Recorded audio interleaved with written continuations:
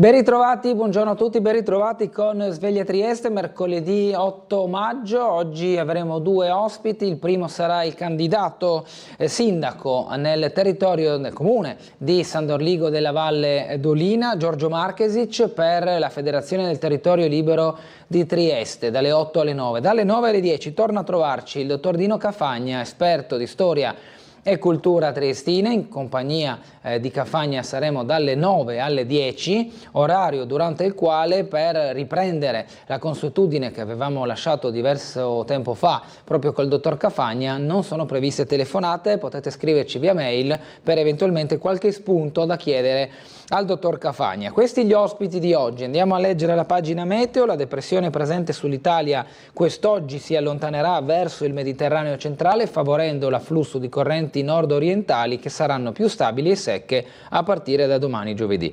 Per oggi al mattino cielo in prevalenza nuvoloso, su pianure e costa variabile sulla zona montana, nel pomeriggio cielo variabile su tutte le zone con possibili rovesci e temporali sparsi. In serata inizierà a soffiare bora moderata sulla costa, sulle zone orientali anche sostenuta nella notte. Temperature minime tra i 12 e i 15 gradi, le massime 19-22 gradi centigradi. Quadro che migliora domani con cielo sereno o poco nuvoloso sulla costa e sulle zone orientali. Soffierà bora moderata, forse anche sostenuta a Trieste nelle ore notturne. Nel pomeriggio possibile qualche locale rovescio sulle prealpi carniche. Temperature tra i 16 e i 19 gradi le minime, 22-25 gradi le temperature massime. Cominciamo col Corriere della Sera, uno sguardo veloce alla prima pagina. Arrestato Totti, shock in Liguria, corruzione, sotto accusa anche Spinelli e l'ex capo dei porti Signorini. Nordio dice perplesso dai tempi.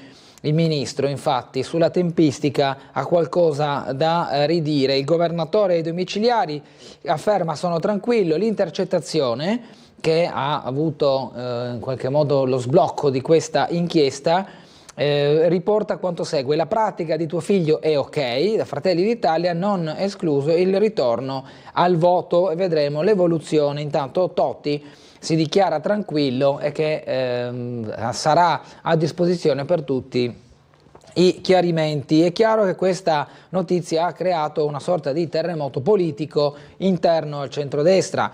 Le due elezioni e le ambizioni personali, la parabola del presidente, sono dentro un incubo. Fatemi uscire da questo incubo. La parabola interrotta del governatore eletto 2 volte alla regione, ha detto lo stesso Totti. Indagata Boccassini, l'inchiesta sulle stragi mafiose del 93, negate informazioni ai pubblici ministeri. Stragi del 93 da Boccassini, indagata a Firenze per false informazioni ai PM, tacque sul nome di una fonte. Questo lo si ritrova a pagina 21. È tempo di scelte, scrive Giovanni Bianconi nel suo articolo di fondo di oggi, guardando in particolare alle elezioni sia europee che dei vari enti locali. Il giudice stabilì il vizio di mente, prese la patente e uccise 2 donne, la strage al casello nel 2023 a Milano. Il giudice dichiara il non luogo a procedere per totale incapacità di intendere e volere e dispone la misura di sicurezza in REMS per pericolosità sociale dell'automobilista che nel 2023, l'anno scorso, piombò su un casello dell'autostrada A4 uccidendo 2 donne. Nel 2018 gli era stata rilasciata la patente, anche se già nel 2016 un'altra perizia e una sentenza per rapina ne avevano sancito il totale vizio di mente, non comunicato poi alla motorizzazione. Il medico che poi gli fece un certificato non aveva obblighi di segnalazione, quindi questa persona non doveva avere la patente e invece gliel'hanno data e ha fatto quello che ha fatto. La tragedia di Palermo, la discesa fatale nelle fognature, alle pagine 18 e 19, un'altra tragedia, mentre le persone, in questo caso addetti alla manutenzione, lavoravano con delle esalazioni che purtroppo non gli hanno dato scampo in quel di Palermo. Proprio chi era preposto ai lavori, scendendo all'interno delle fognature, sono rimasti vittima di queste esalazioni. 2 campioni, Sinner rivoluzionario ma il mio posto, dice Adriano Panatta, guardando al talento di Yannick Sinner. Altri argomenti: Israele ora controlla il valico di Rafah, tregua Stati Uniti ottimisti, il giuramento di Putin che è arrivato al quinto mandato. Ero deciso a farmi prete, mia madre me lo impedì, l'intervista alla lite con De Gregori, la politica, Baglioni si racconta e viene messo in prima pagina. Daniels, sì è vero, sesso con Trump, l'ex pornostar a processo, e quindi ci spostiamo negli Stati Uniti, dove la campagna elettorale che prenderà un decollo nei prossimi mesi, nelle prossime settimane, perché si andrà a votare a novembre, si mescola con i guai giudiziari di Donald Trump. Massimo Gramellini per il Corriere scrive il vabbeismo per chiudere la pagina, con il suo solito approfondimento sull'attualità declinato anche con una punta di sarcasmo. Andiamo a leggere Il Piccolo e vediamo la prima pagina di oggi. Il titolo è Favorire i frontalieri.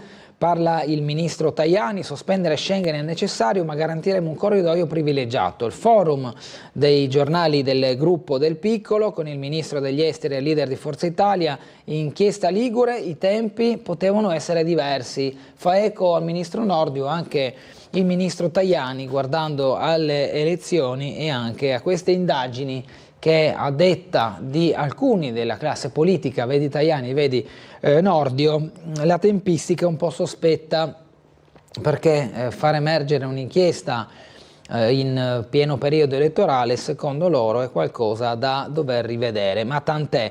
Israele controlla il valico di Rafah, hanno bloccato l'accesso agli aiuti, viene lanciato questo allarme di uno stop al corridoio per fornire gli aiuti a Rafah e quindi l'ONU che alza la voce. Nel contesto internazionale Putin via il quinto mandato con la promessa della vittoria e dunque è stato plebiscito per quanto riguarda il voto a Putin. Ancora dalla prima pagina, quegli ingorghi a Miramare tra auto e pullman in colonna, restano tanti i disagi al parcheggio del castello di Miramare dopo la mareggiata dello scorso autunno. Un pullman di turisti, ignorando i cartelli di divieto, si è avventurato lungo la bretella che parte dal bivio.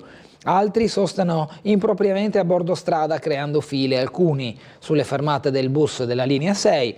Oltre la sbarra, la partita poi passa alla direzione del castello, quindi tutto ciò che avviene al di fuori della sbarra invece va a essere preso in carico dal comune con diversi disagi che si sono creati per le manovre dei pullman che hanno difficoltà a girare in quel tratto perché ci sono ancora le scorie dei danni della mareggiata che hanno comunque bisogno di essere rimessi a posto, ma la cui entità di lavori è piuttosto complessa. Ancora dalla prima pagina, corruzione in Liguria, Toti, Giovanni Toti ai domiciliari, l'inchiesta con le misure cautelari non solo per lui ma per 10 persone. L'Europa oltre i sovranismi è il commento di Vincenzo Milanesi.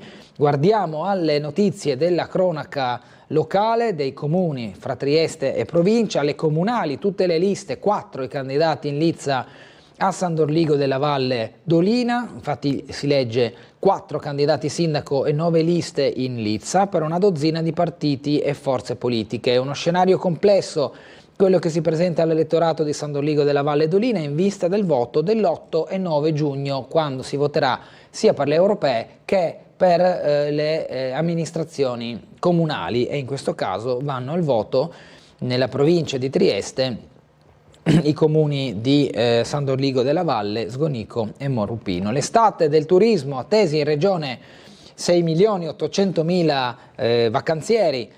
Questi dati forniti ieri dalla Regione con il Presidente Fedriga e l'assessore al turismo Bini in una conferenza di presentazione della stagione estiva, che però ha guardato già ai primi 3 mesi dell'anno, andando a scoprire che i dati sono in crescita anche grazie alle campagne pubblicitarie piuttosto spinte che la Regione ha applicato in Italia ma soprattutto all'estero.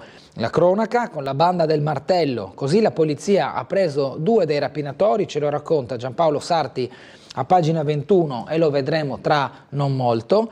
Lo sport, pallacanestro Trieste fa il bis contro Torino.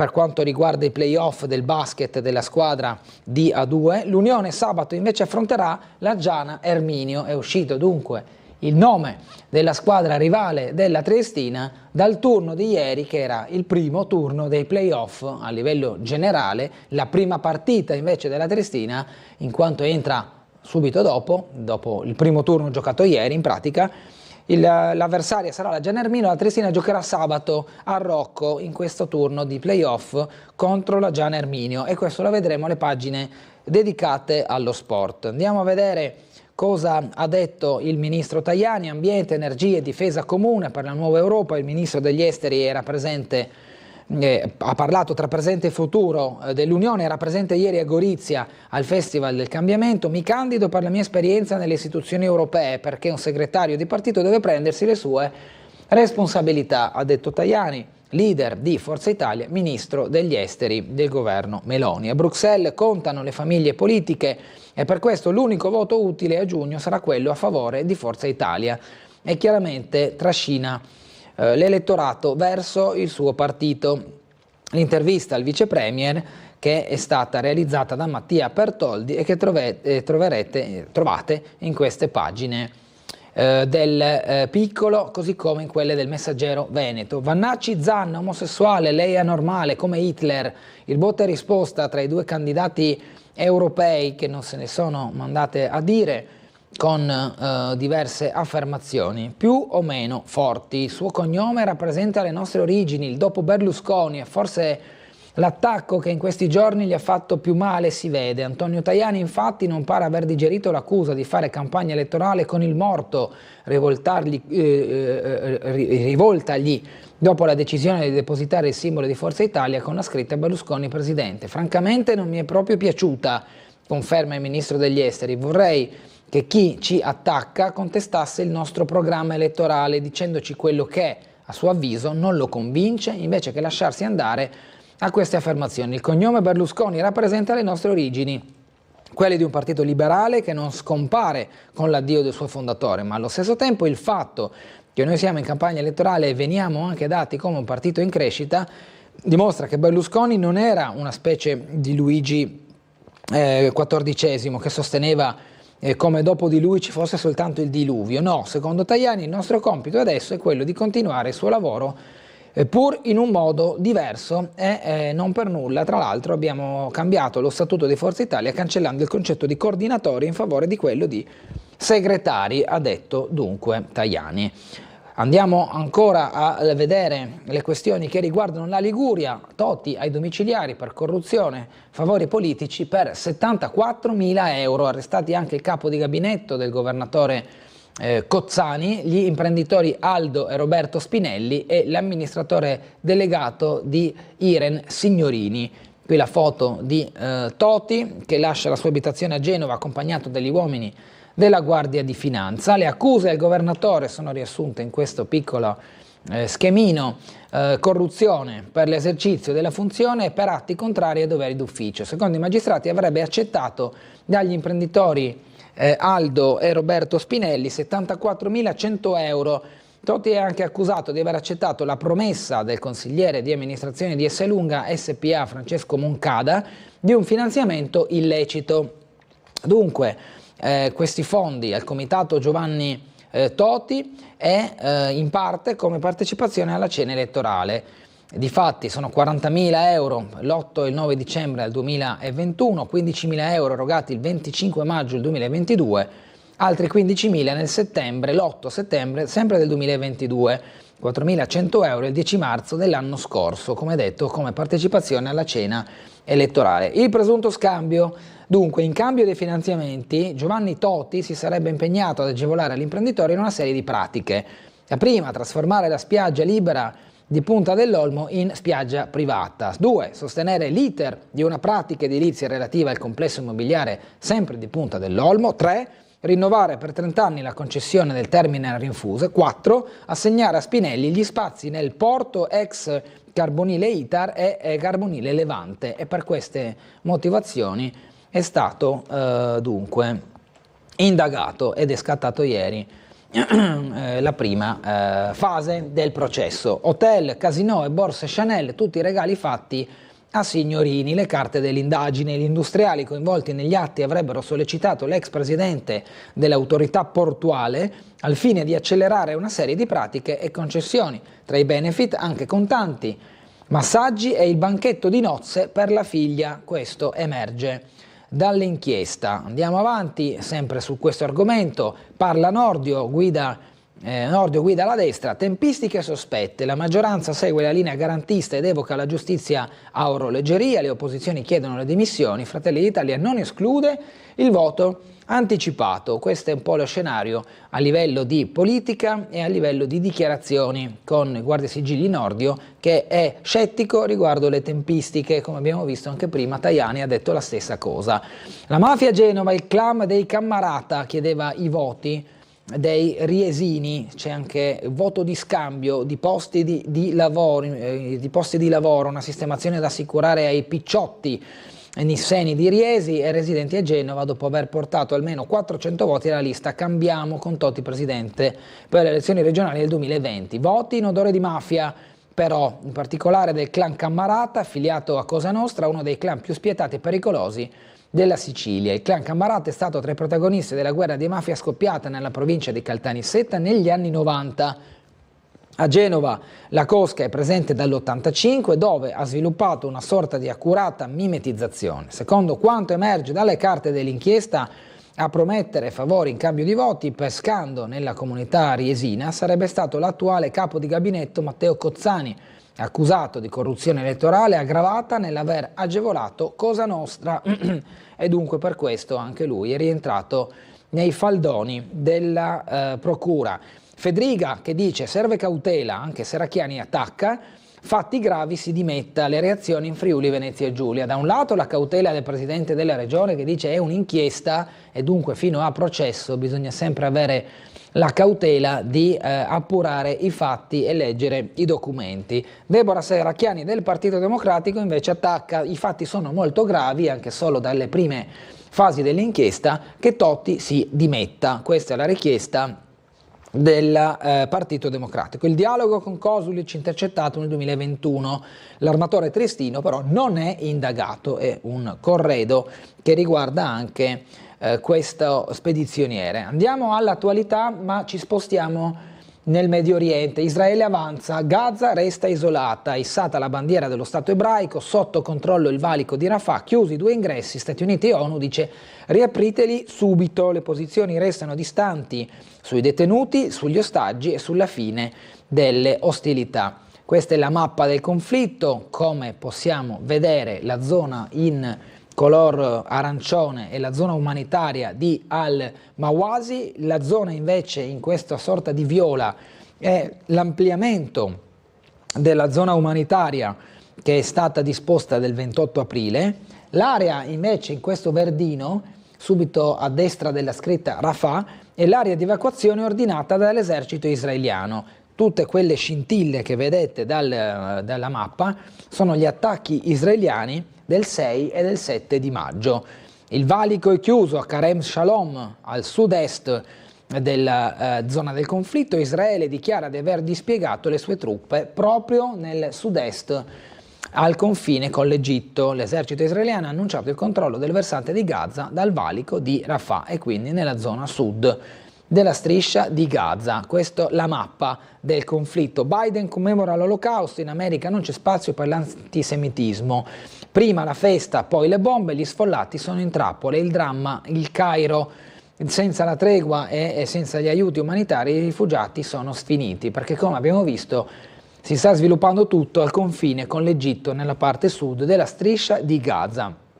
Ancora l'altra guerra, volevano uccidere Zelensky, Kiev smantella una rete di spie, arrestati 2 colonnelli ucraini, doveva essere un regalo per lo zar nel giorno del suo insediamento, le truppe dell'armata russa avanzano in Ucraina ma non quanto vorrebbe il loro zar e allora per dare il colpo mortale a Kiev al Cremlino hanno messo in campo l'armata delle tenebre, delle spie, l'ennesimo complotto per uccidere Zelensky, questa volta è stato ordito in seno agli stessi servizi segreti incaricati di difenderlo. Il piano sventato da Kiev L'ultimo di una decina di tentativi di eliminare il leader ucraino sembra però essere il più sofisticato tramato sinora da Mosca.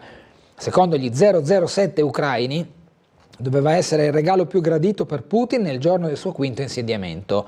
2 colonnelli del servizio di sicurezza ucraino SBU sono stati arrestati con l'accusa di far parte di un network di talpe pronte a colpire non solo il presidente ma anche il capo dello stesso SBU, Vasil Malyuk, e quello dell'intelligence militare Kirilo Budanov. La missione, Meloni che parla ad Haftar, via i russi dalla Libia. Queste le parole della premier Meloni. Putin giura per la quinta volta, Minsk in Bielorussia si esercita con il nucleare, il presidente russo apre al dialogo con l'Occidente solo se dall'altra parte ci sarà un cambio di politica. Non tutta l'Unione Europea diserta l'evento. Questa cerimonia dunque è stato il seguito delle elezioni che incoronano Putin per la quinta volta. Le grandi potenze si sfidano sull'intelligenza artificiale, come vedete cambiamo argomento, nella partita dei prossimi decenni. La seconda giornata del Festival del Cambiamento a Gorizia, dedicata alla corsa internazionale all'intelligenza artificiale. Ci sono stati numerosi gli ospiti che hanno fatto parte del Festival del Cambiamento e che hanno parlato di queste tematiche molto attuali. Noi ora andiamo invece a collegarci con la sala operativa della Polizia Locale per gli aggiornamenti sulla viabilità e le eventuali segnalazioni. In linea con noi l'ispettore capo della Polizia Locale, Lionello Schillani. Buongiorno.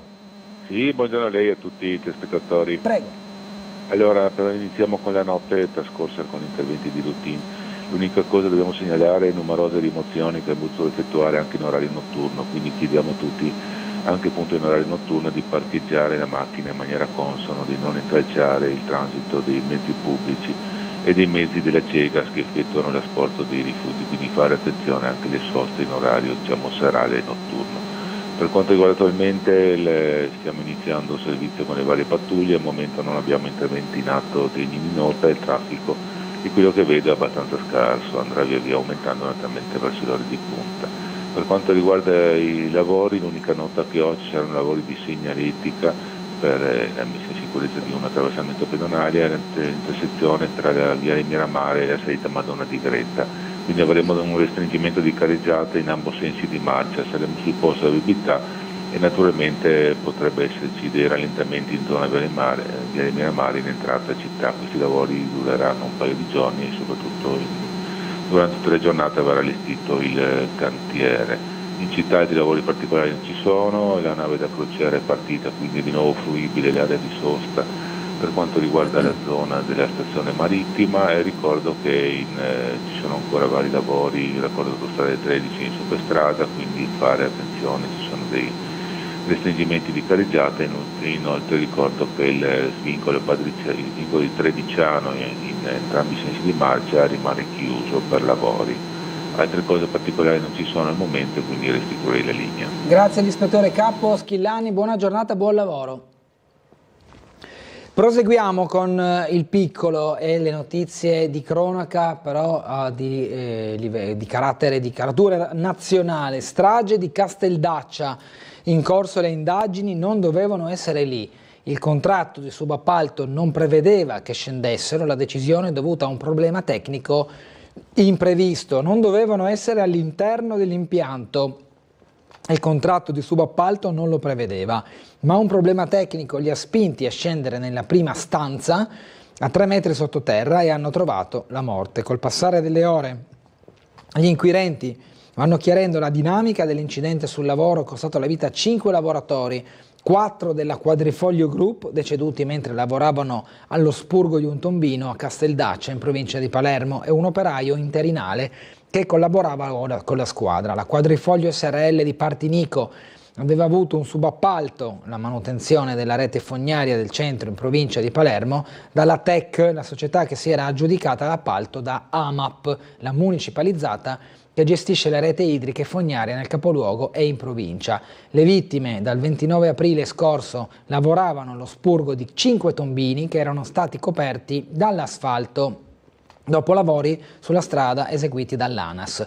Lunedì scorso era in programma lo spurgo del pozzetto vicino alle cantine della Corvo Duca di Sala Paruta. Il lavoro si sarebbe dovuto svolgere dalla strada, dove un autospurgo con una sonda avrebbe dovuto ripulire la vasca, ma gli operai, nella squadra c'era anche Epifanio Alsazia, 71 anni, la più anziana delle vittime, contitolare della ditta. Gli operai non riuscivano a far passare la sonda. Per poter andare avanti avrebbero chiesto al direttore dei lavori e responsabile di sicurezza di AMAP, Gaetano Rotolo, di poter scendere al primo livello dell'impianto per un po' una prima squadra. Tra loro c'era Giovanni D'Aleo, sopravvissuto alla strage, ha lavorato per trovare l'ostruzione. Poi i colleghi gli hanno dato il cambio e sono scesi giù in 3. In testa c'era proprio Alsazia. Nessuno aveva mascherine né il gas alert, il dispositivo che misura la concentrazione dell'idrogeno solforato, sostanza altamente tossica che si sprigiona dalla fermentazione dei liquami, e proprio a causa di queste esalazioni questi operai purtroppo sono morti. Basta morti sul lavoro. La protesta dei sindacati davanti alla prefettura di Palermo dopo la tragedia di Casteldacce, e lo vediamo in questa foto con lo striscione tenuto dai lavoratori e dai sindacati. Fermati 7 falsari, un bottino di 48 milioni, maxi sequestro a Napoli. Poi il racconto: la mamma di Falcinelli lancia le sue accuse: mio figlio è stato torturato, sottoposto a tortura, anche l'arresto è infondato, hanno fatto una cosa disumana che mi ricordo di aver visto a scuola quando ci facevano vedere film come la Gestapo torturava i prigionieri. Vlasta Studenikova, madre di Matteo, entra nei dettagli del tragico incidente accaduto al figlio, che su indicazioni dei legali non può parlare pubblicamente. Il suo racconto in un'intervista all'ANSA dalla Florida International University, dove nonostante tutto Matteo ha concluso il semestre con successo, con 2 A e una A-. La sera dell'incidente era all'inizio dello spring break e Matteo aveva deciso di festeggiarlo con un drink al Dienst Gold vicino al campus, spiega la donna. Non sapeva che si trattava di un locale per soli uomini. Il ragazzo, prosegue, ha preso da bere, per lui è una ragazza, e da quel momento accadono cose strane. Prima non trova i telefoni che sono all'entrata, poi le ripetute domande della ragazza che gli chiede se si sentisse bene. Il sospetto è che gli abbiano dato droghe.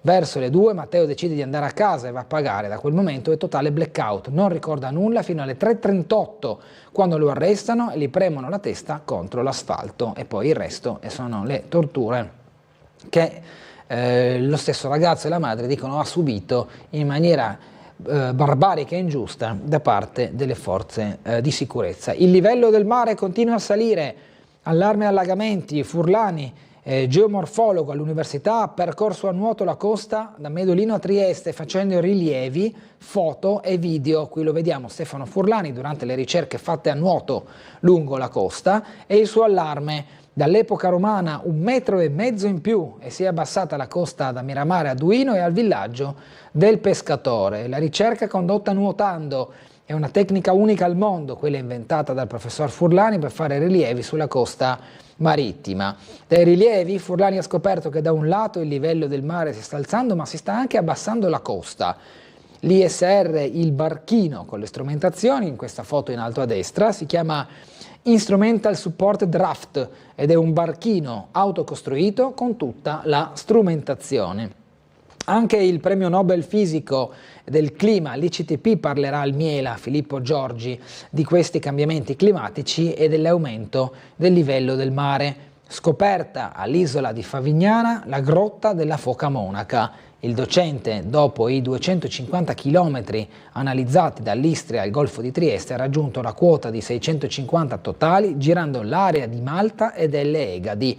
Questo è una delle spettacolari grotte dell'isola di Favignana, che per chi non l'avesse mai vista la consiglio, è veramente molto suggestiva. Andiamo in pubblicità, ritorniamo tra poco, abbiamo tutta la cronaca di Trieste, della provincia, la cultura e lo sport da vedere dal quotidiano Il Piccolo. Breve pausa, ci vediamo tra poco.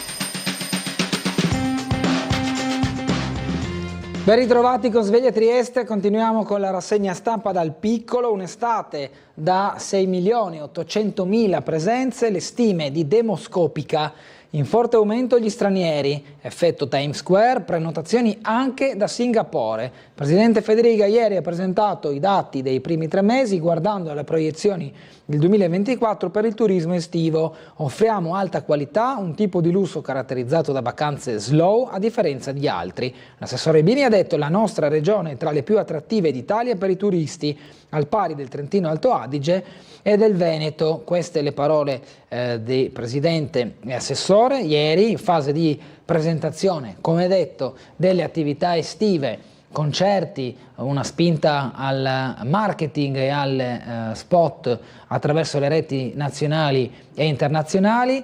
Allora andiamo a vedere il servizio che riepiloga anche i dati relativi al turismo e le previsioni che sono state anticipate ieri nella conferenza stampa al Palazzo della Regione e che di fatto porta già il calendario di quelle che sono le principali attività nelle località turistiche regionali. La forte spinta è quella impressa a Grado e Lignano e proprio perché come località turistiche sono quelle che maggiormente tirano, come si suol dire. Lasciamo stare il servizio, andiamo avanti, leggiamo sempre dal piccolo. Gli irlandesi aumentano dell'86% i nuovi collegamenti aerei e stiamo parlando di Ryanair. Effetto Ryanair sulle presenze di stranieri in regione, ne è convinto il presidente Federica, che indica soprattutto il dato della forte crescita rispetto al 2023. Nel primo trimestre dell'anno delle presenze di irlandesi più 86%. Ryanair è un partner molto importante, influisce direttamente sulle scelte che le persone fanno su dove andare in vacanza. Ora vogliamo coinvolgere anche gli altri, ha commentato proprio l'amministratore delegato di Ryanair. Grado raddoppia il risultato del 2023, il boom nel primo trimestre, e poi il nuovo merchandising preordinabile anche da oggi, boxer da mare sì ma niente bikini. Lanciato il nuovo merchandising con il logo Io sono Friuli Venezia Giulia. Dal bilancio regionale, lavori nei 5 porti dell'Istria, stanziato oltre 1 milione di euro. A Pola la cifra più alta per la diga foranea, fondi a Rovigno, Parenzo, Umago, Cittanova e Albona. Andiamo poi all'altra notizia, Balcani occidentali, ok al piano di crescita, 6 miliardi e paletti, precise richieste di allineamento ai valori, regole e leggi dell'Unione Europea per ottenere i fondi, Serbia e Kosovo, dialogo vincolante.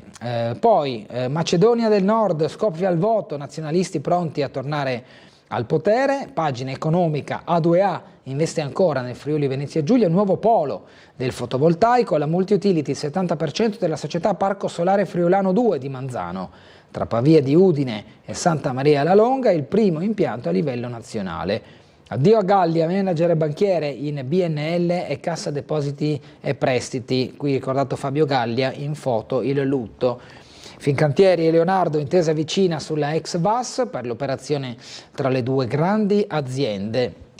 E Montepaschi, balzo degli utili, noi a pieno regime e ora acceleriamo, Unicredit in borsa va oltre 60 miliardi, conti sopra le attese. Il banco BPM corre in anticipo sul piano, eccellente avvio è stato detto da Giuseppe Castagna, amministratore delegato di Banco BPM, e poi l'assemblea sì dei soci di BCC a Roma all'aggregazione con Cassa Agro Pontino, le operazioni finanziarie. Le notizie, o meglio i commenti di oggi del piccolo, le firme sono di Sergio Bartoli e di Vincenzo Milanesi. Il primo si intitola I partiti e le scelte per Bruxelles, guardando le elezioni regionali e europee dell'8 e 9 giugno, e l'Europa oltre ai sovranismi rimane sul tema europeo anche milanesi. Andiamo alla cronaca di Trieste, gli ingorghi a Miramare, auto e turisti in colonna, pullman oltre il blocco, il parcheggio a pagamento del castello in sofferenza al di là della strada chiusa, la direttrice contessa ha detto potrebbe intaccare le presenze soprattutto dei crocieristi. La sorvegliante nel weekend non lascia un attimo la sbarra, in tanti anni mai avuti tutti questi disagi. L'alternativa del treno alla stazione di via Beirut oppure da Ronchi dei Legionari più i posti a Barcola, questo per calmierare la situazione. Le strisce pedonali protette dalla stazione fino al bivio, gli attraversamenti dotati di isola salvagente e segnali luminosi. L'assessore Babuder ha detto: troppi incidenti, tratto finalmente messo in sicurezza. Era stato disposto in diversi punti della città, anche a Barcola, ora si va a completare con altri attraversamenti pedonali. Nuova pavimentazione, ascensore e moli rifatti, progetto di Grignano. È stato approvato in regione il finanziamento totale per la riqualificazione raggiunge i 7 milioni di euro, l'accordo con il demanio e il comune apre l'indizione dell'appalto, questo per le potenzialità e il recupero di Grignano. Il piano viario rifatto con pietre e asfalto dando omogeneità agli stalli per le auto, oltre al collegamento con il parco. Allo studio degli esperti del settore una soluzione per arginare le radici dei pini marittimi e salvare gli alberi. Chi infatti ha frequentato Grignano, un tempo c'era anche l'immaginario scientifico che aveva sede lì, proprio in quel punto, oggi sotto, prossimo più che sotto, a vedere area di cantiere, saprà benissimo che ci sono le radici degli alberi che smottano il terreno e quindi si sta studiando una modalità per non intaccare gli alberi, non condizionare gli alberi, ma al tempo stesso garantire una miglior fruizione dell'asfalto, o meglio, livellandolo. Andiamo alla cronaca, rapinatori con il martello, ecco come sono stati presi, si aggiravano in centro in 7, scegliendo le vittime, specie minorenni, da derubare. Uno della banda in carcere aveva con sé anche un coltello e bombolette urticanti. Leggiamo. Non ha precedenti a Trieste quanto accaduto venerdì sera tra Piazza Unità, Piazza Ortis e le Rive. 2 ragazzi stranieri armati di martello che si aggirano tra i coetanei minacciando di fracassare teste per derubarli. Avevano anche un coltello a scatto e bombolette di spray urticante. Le carte giudiziarie su quanto accaduto dicono anche che quella sera i 2 non erano da soli, facevano parte di una banda di 7 rapinatori che ha seminato il terrore in centro. Quei 2, almeno loro intanto, sono stati fermati dalla Polizia di Stato grazie a un intervento lampo messo a segno dopo che 2 vittime avevano immediatamente chiamato le forze dell'ordine, ma i colpi tentati e riusciti sarebbero almeno in 5. Ecco chi sono i 2 della banda. Talel Marzouki, 19 anni, tunisino, arrivato in Italia da minorenne e ospite della struttura di accoglienza Caritas per migranti in via Vasari 7. Sul suo conto risultano precedenti per tentata rapina, furto aggravato, violenze sessuali di gruppo. È finito in manette e ora è in cella al Coroneo. Il GIP dei Noti ha convalidato l'arresto accogliendo la richiesta di misura cautelare in carcere avanzata dal pubblico ministero. C'è il netto pericolo infatti che l'extracomunitario possa tornare a commettere reati del genere. In questo procedimento è difeso dall'avvocato d'ufficio Andrea Cavazzini. Poi c'è l'altro complice, un minorenne. Anche lui è stato denunciato, è un kosovaro accolto in una struttura per minori stranieri non accompagnati, quelle gestite dal comune e di cui la polizia e i carabinieri nei mesi scorsi si erano già dovuti occupare. Molti ricorderanno ad esempio la rissa scoppiata in piazza Carlo Alberto con protagonisti adolescenti stranieri che si erano picchiati con bastoni e coltelli. Sono 2 le rapine certe attribuite a Marzouki, al suo complice kosovaro e al resto del gruppetto non ancora identificato. Una è avvenuta attorno alle 3:30 di notte. La banda ha circondato un ragazzo e una ragazza costringendoli a consegnare portafogli e borsetta. Per farlo il tunisino ha bloccato il ragazzo, ha estratto dai pantaloni il martello e glielo ha puntato minacciando di sferrarglielo in testa. Il complice kosovaro intanto gli aveva sfilato il portafogli, solo che dentro non c'era nulla. A quel punto il tunisino ha preso la borsetta della giovane rubando circa 50 euro. Questo è avvenuto vicino a Piazza Ortis. Poco dopo la scena si è poi spostata sulle rive, nei pressi del ristorante giapponese Sakura.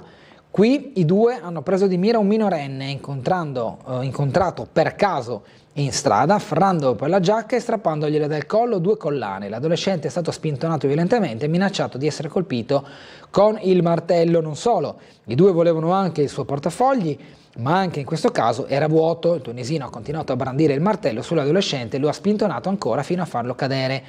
Le indagini della polizia hanno accertato che il 19enne tunisino aveva con sé, oltre al martello, anche un coltello a scatto con lama di 7,5 cm e una bomboletta a spray al peperoncino. Lui e il minore sono stati bloccati dagli agenti di polizia in via del Ponte. Quella notte la banda, erano in 7 in tutto, avrebbe compiuto almeno 5 rapine. Questa è la ricostruzione di Giampaolo Sarti su questo caso dei 2 violenti e della banda, cui ancora buona parte dei componenti non è stata identificata o non è stata in qualche modo fermata. Di spalla, come si dice nel giornale, leggiamo aggressione sulle rive in piazza Perugino, le indagini degli agenti. Infatti le indagini sulla banda di giovani stranieri che sabato sera, poco dopo mezzanotte, aveva rapinato dietro Italy il 27enne triestino Leonardo Milos, finito all'ospedale dopo essere stato aggredito con lo spray urticante, si stanno focalizzando in piazza Perugino e dintorni. Lo dimostra il blitz delle volanti della Polizia di Stato che lunedì sera sono intervenute proprio in quella piazza per identificare tutti i presenti. Insomma, una situazione proprio non rassicurante, diciamo così. Spruzzano spray e peperoncino, 10 persone soccorse a Roiano, nei bar dell'ex Stock e al supermercato Conad. Allarme nel tardo pomeriggio e nella serata di ieri.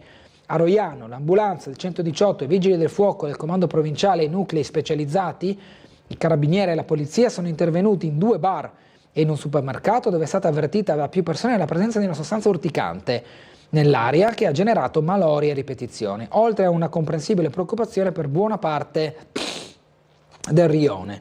Come emerso dalle verifiche, qualcuno ha spruzzato dello spray a peperoncino. Come è noto, c'è ben poco da scherzare con un prodotto del genere, che peraltro può generare anche reazioni allergiche. Dopo gli accertamenti del nucleo NBCR dei pompieri, ovvero il nucleo biologico chimico radiologico, che ha utilizzato dei dispositivi specifici, è stato possibile localizzare con più precisione i punti in cui era presente la sostanza e dove si era diffusa, nei 2 bar che si trovano nel comprensorio dell'ex Stock, verso su, proseguendo nel cuore del quartiere all'interno del supermercato Conad di via Montorsino, come appunto era stato segnalato da chi era presente in quel momento. Una decina complessivamente i clienti che hanno accusato un senso di malessere a diverse intensità, per lo più bruciori al petto e agli occhi, oltre che irritazioni alla gola. Si sono sentiti male anche 3 bambini e una barista di uno dei 2 locali, ma sono trascorse ore prima di capire esattamente cosa fosse successo, anche perché in casi di questo tipo gli specialisti del nucleo dei vigili del fuoco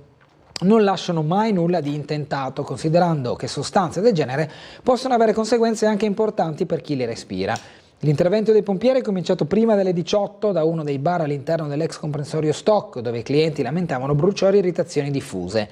Ma nel frattempo anche i clienti dell'altro bar accanto segnalavano sintomi molto simili. Era chiaro insomma che qualcuno aveva spruzzato qualcosa di strano nell'aria. Poco dopo si è verificato lo stesso problema alla Conad di via Montorsino. L'autore del gesto evidentemente si aggirava nel rione divertendosi così, generando preoccupazione e allarme tra i clienti e i residenti, anche perché nessuno in un primo momento capiva cosa stesse succedendo. In alcuni momenti il rione era in subbuglio. Concluso tutte le verifiche del caso, le squadre dei vigili del fuoco hanno confermato l'ipotesi dello spray urticante. Nel corso della sera i sanitari del 118 hanno escluso intossicazioni, ma hanno rilevato che una decina di persone aveva effettivamente accusato una sensazione di malessere agli occhi e al petto soprattutto. I clienti e i dipendenti dei 2 bar del supermercato sono stati visitati direttamente sul posto dal personale dell'ambulanza e per nessuno è stato necessario il trasporto al pronto soccorso di Cattinara per eventuali accertamenti medici. E questo responsabile probabilmente sarà anche identificato, visto che quella zona è piena di telecamere. Sulla salute la regione punta oltre 10 milioni, Urban Center pronto, la struttura di Corso Cavour è un terminal organizzativo per aziende e organismi di ricerca, oggi accoglie 8 realtà. Fragilità, supporto alla cura e terapie, alcune delle direttrici per partecipare al bando. L'assessore Rosolene e il direttore Scolari, contributi da 200 fino a 500.000 euro. Lotta all'endometriosi, la cura passa anche dall'aiuto psicologico, il progetto del Burlo è per le donne.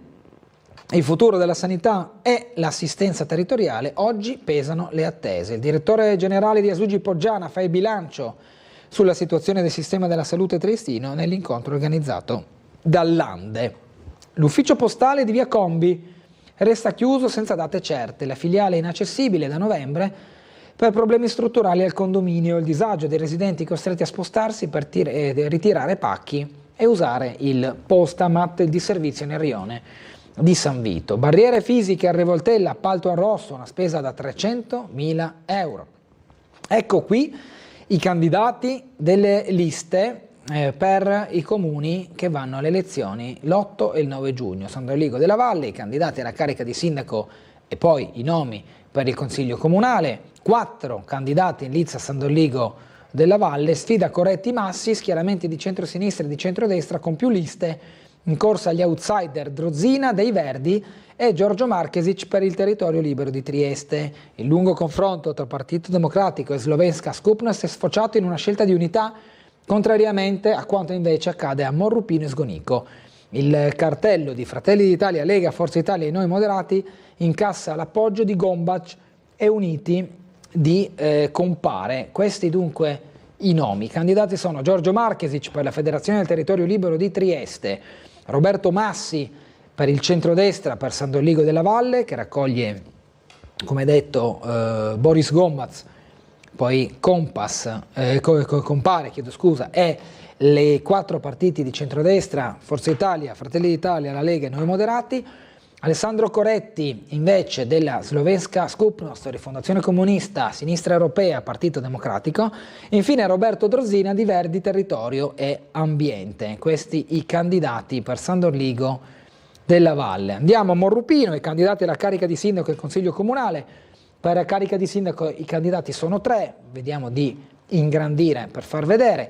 Fabio Tognoni, per riassumere, per la coalizione di centrodestra, Tania Cosmina, sindaco uscente, che si candida con la sua lista, e poi Martina Scabar, che invece è appoggiata dalla lista Martina Scabar e poi da Alleanza Verdi e Sinistra Italiana. Ci sono anche le 3 candidati, 2 donne e un uomo, a sindaco a Sgonico, sempre la sindaca uscente Monica Crovatin con la sua lista insieme, Chiara Puntar per la coalizione di centrodestra e Mirko Sardoz invece con la lista sua civica e l'Alleanza Verdi e Sinistra Italiana.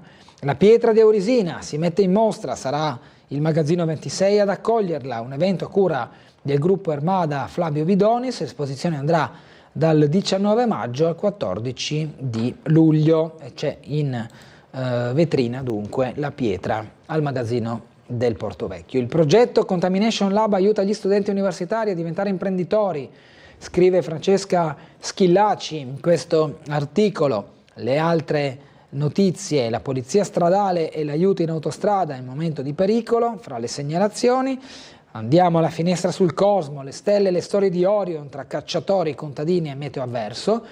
Ditelo al piccolo, ultimi giorni per raccontare la tua luminosa. Bella questa foto storica dell'angolo fra via Battisti e via Carducci, con Claudio Visintin che fornisce questo materiale. L'antica trattoria alla pescheria, invece la foto ricordo di Dario Zimolo. La cultura, Rumiz fa rotta su Lepanto, esce con Bottega Errante, il reportage storico-culturale dello scrittore triestino. 3 barche, un approdo, lo scontro di civiltà tra cristiani e musulmani, come detto Rumiz. Destra maldestra, occupazione di poltrone ma niente programmi. Il giornalista Alberto Mattioli fa un bilancio senza sconti delle politiche culturali messe in campo dal governo Meloni. Il Trieste nel mio cuore, torna la manifestazione sulle canzoni popolari, domani a Teatro Bobbio. Note da Vienna, l'Arcos Quartet riporta a Trieste Marco Panella. Stasera al Miela il concerto di cromatismi, il legame con il mare è rimasto molto forte. Musica senza confini nella letteratura giuliana con la Glasbena Matizza alle 20 nella sala Peterlin, Ludwig van Beethoven al Chiaro di Luna per l'amata contessina alle 17:30 fino alle 20. Anzi, e alle 20 al Ridotto del Verdi. Intelligenze per l'ambiente, la Biennale Architettura 2025. Presentata a Venezia la prossima edizione del curatore Carlo Ratti, la mostra sarà dedicata alle soluzioni possibili per l'emergenza climatica del pianeta. Già aperta una call per consentire a tutti di partecipare con idee e progetti. Andiamo allo sport. La Triestina sabato a Rocco affronterà la Giana Erminio. Nessuna sorpresa nel primo turno dei playoff, i lombardi superano con un tris la Pro Vercelli e sfideranno gli allabardati, ai quali per passare basterà un pareggio, e questo è un po' ciò che i tifosi invece sperano non debba accomodare la squadra. L'idea di un pareggio può essere interessante, ma allo stesso tempo può allentare la tensione.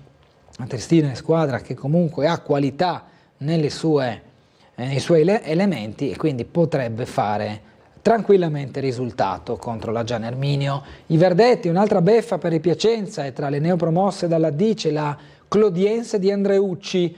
Antonio Andreucci, allenato alla Triestina nella stagione 2016-2017, i tifosi lo ricorderanno. La pallanuoto Trieste di Bettini, ospite della De Hacker Bologna, waterpolo maschile, turno playoff. Basket Trieste bistautore a Torino, a 40 minuti dalla semifinale grazie alla tripla di Brooks. Venerdì una vittoria davanti ai tifosi di Valmaura garantirebbe il passaggio del turno per andare a sfidare Forlì. Al Pala Ruffini una battaglia di nervi, un duello di grande intensità, quello fra Trieste e Torino, dove Trieste ha avuto la meglio 87-84 a Torino in gara 2, quindi gara 3 si giocherà a Trieste e la squadra giuliana avrà ovviamente il favore del palazzetto dalla sua parte. Le altre partite, Udine che fatica con Cremona, i friulani ce la fanno all'overtime, Cantù e Forlì invece avanzano senza problemi. Il killer instinct di Filloy, Ruz non perde la testa, ottimi voti alla coppia americana e anche all'allenatore, in difficoltà De Angeli e Bossi, buon apporto dei lunghi. Nell'analisi più tecnica di Raffaele Baldini. Serie C, la Dinamo e Cordenons può vincere il titolo Friuli Venezia Giulia, Basket Trieste invece cerca il podio. Tutti dal ministro. Domani alle 15:30 Andrea Bodi incontrerà i vertici del calcio e dello sport italiano, il confronto sarà duro, ma il governo non vuole rinunciare all'agenzia di controllo. Qui parliamo di manovre di palazzo, come si dice, con l'incontro con i vertici del calcio e del CONI e il ministro dello sport Andrea Bodi, che di calcio è conoscitore visto che comunque ha ricoperto incarichi nelle leghe nazionali. Champions League, il Borussia primo finalista, questa sera ci sarà Real Madrid-Bayern Monaco, il Borussia Dortmund bissa 1-0 della gara di andata, elimina il Paris Saint-Germain della prima finalista della Champions League, a decidere un colpo di testa del difensore Hummels.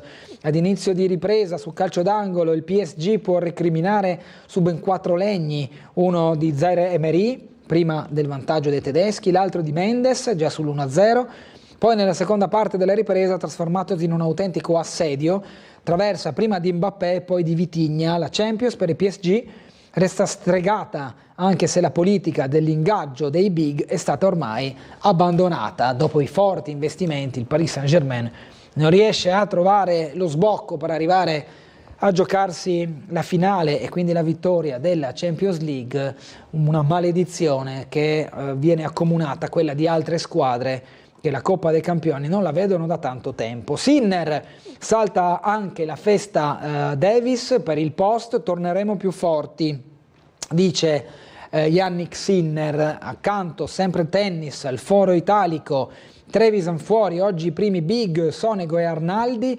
La Conference League, la Fiorentina cerca la finale contro il Bruges e quindi si giocherà tutto squadra viola contro i belgi. Milan Ball, il Salve Italia, battuta la crema degli sprinter dopo l'attacco di Ganna e la prima vittoria azzurra, poi Friulano va ad abbracciare papà e nonno. Questo successo è tutto per loro. Jonathan Milan a fine tappa corre dalla curva friulana e abbraccia nonno Eligio e papà Flavio, arrivati da Buia a sostenerlo. Pogacar si placa per un giorno, sta tranquillo, poi bacia Urska e quindi lo stesso Pogacar può rilassarsi per un turno, diciamo così, e qui chiudiamo la rassegna stampa con le notizie, come detto, sportive e del ciclismo. Sentiamo velocemente una telefonata e poi andremo in pubblicità. Buongiorno. Buongiorno dottor Gulotta, io sono Preda come sempre. Prego. Poco fa ho mandato una mail non tanto lunga, ci dica. nel quale espongo in sintesi ora. Allora, riprendendo anche da quello che dice Lavrov, che è il ministro degli esteri della Russia, no? Dice parole che veramente mettono paura, perché dice, indipendentemente se fosse Trump, noi vediamo dei nemici così, no? In questi, diciamo, Quindi indipendentemente, cioè qua la Russia ci preoccupa, come posso dire, e quindi poi diciamo, ce ne sono altre cose, che gli esperimenti con armi nucleari che verranno fatti a breve, dice la risposta a, diciamo, le minacce che ha fatto Macron. Ma Macron, vabbè, insomma, come si deve capire, ma comunque sono, diciamo, che una cosa e l'altra, a parte, come dire, non hanno mai inteso negoziare comunque i russi, no? Sì. Hanno solo che lanciato ultimatum. Adesso dicono anche che Putin non si sa se si dubita della sua salute mentale. Vabbè, insomma, comunque, indipendentemente cioè non ci sono possibilità di mediazione. Il fatto che comunque era ieri, diciamo, le decisioni era Jinping comunque in Francia, speriamo bene in lui, perché qua veramente si mette male. Vorrei sapere da voi se questo è anche che ne pensate, insomma, capite? Ok, grazie Prelaz, grazie, buona giornata. Gireremo i quesiti agli ospiti, pubblicità tra poco.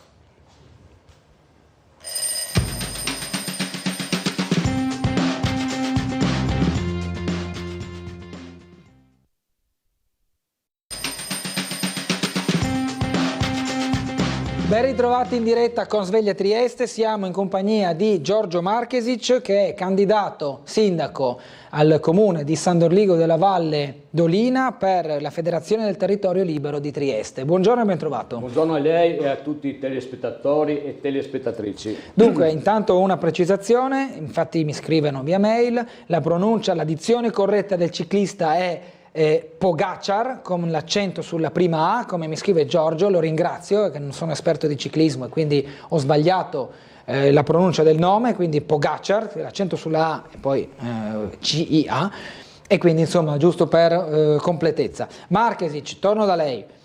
La prima domanda che le faccio proprio riguarda la sua candidatura. Le chiedo quali sono i punti fondamentali di questa sua candidatura, i punti del programma, in sintesi, diciamo, la scelta sua di riscendere in campo nella politica comunale, in questo caso a San Dorligo della Valle. Sì, la mia scelta è stata determinata da praticamente, diciamo così, per riunire tutte le formazioni indipendentiste presenti sul territorio, unire praticamente l'indipendentismo storico rappresentato dal sottoscritto che mi è stato tramandato dalla mia famiglia e le giovani generazioni indipendentiste. Quindi la mia candidatura è solamente per spirito di servizio e quindi anche doverosa. I punti del nostro programma sono tre fondamentalmente più importanti rispetto agli altri, perché abbiamo un programma ovviamente politico elettorale molto importante che riguarda anche la quotidianità che magari poi affronteremo, ma la prima cosa che noi mettiamo in evidenza è il fatto di bloccare con qualsiasi modo, mezzo e maniera, l'immigrazione di clandestini, perché non se ne può più. Quindi il primo punto, stop clandestini.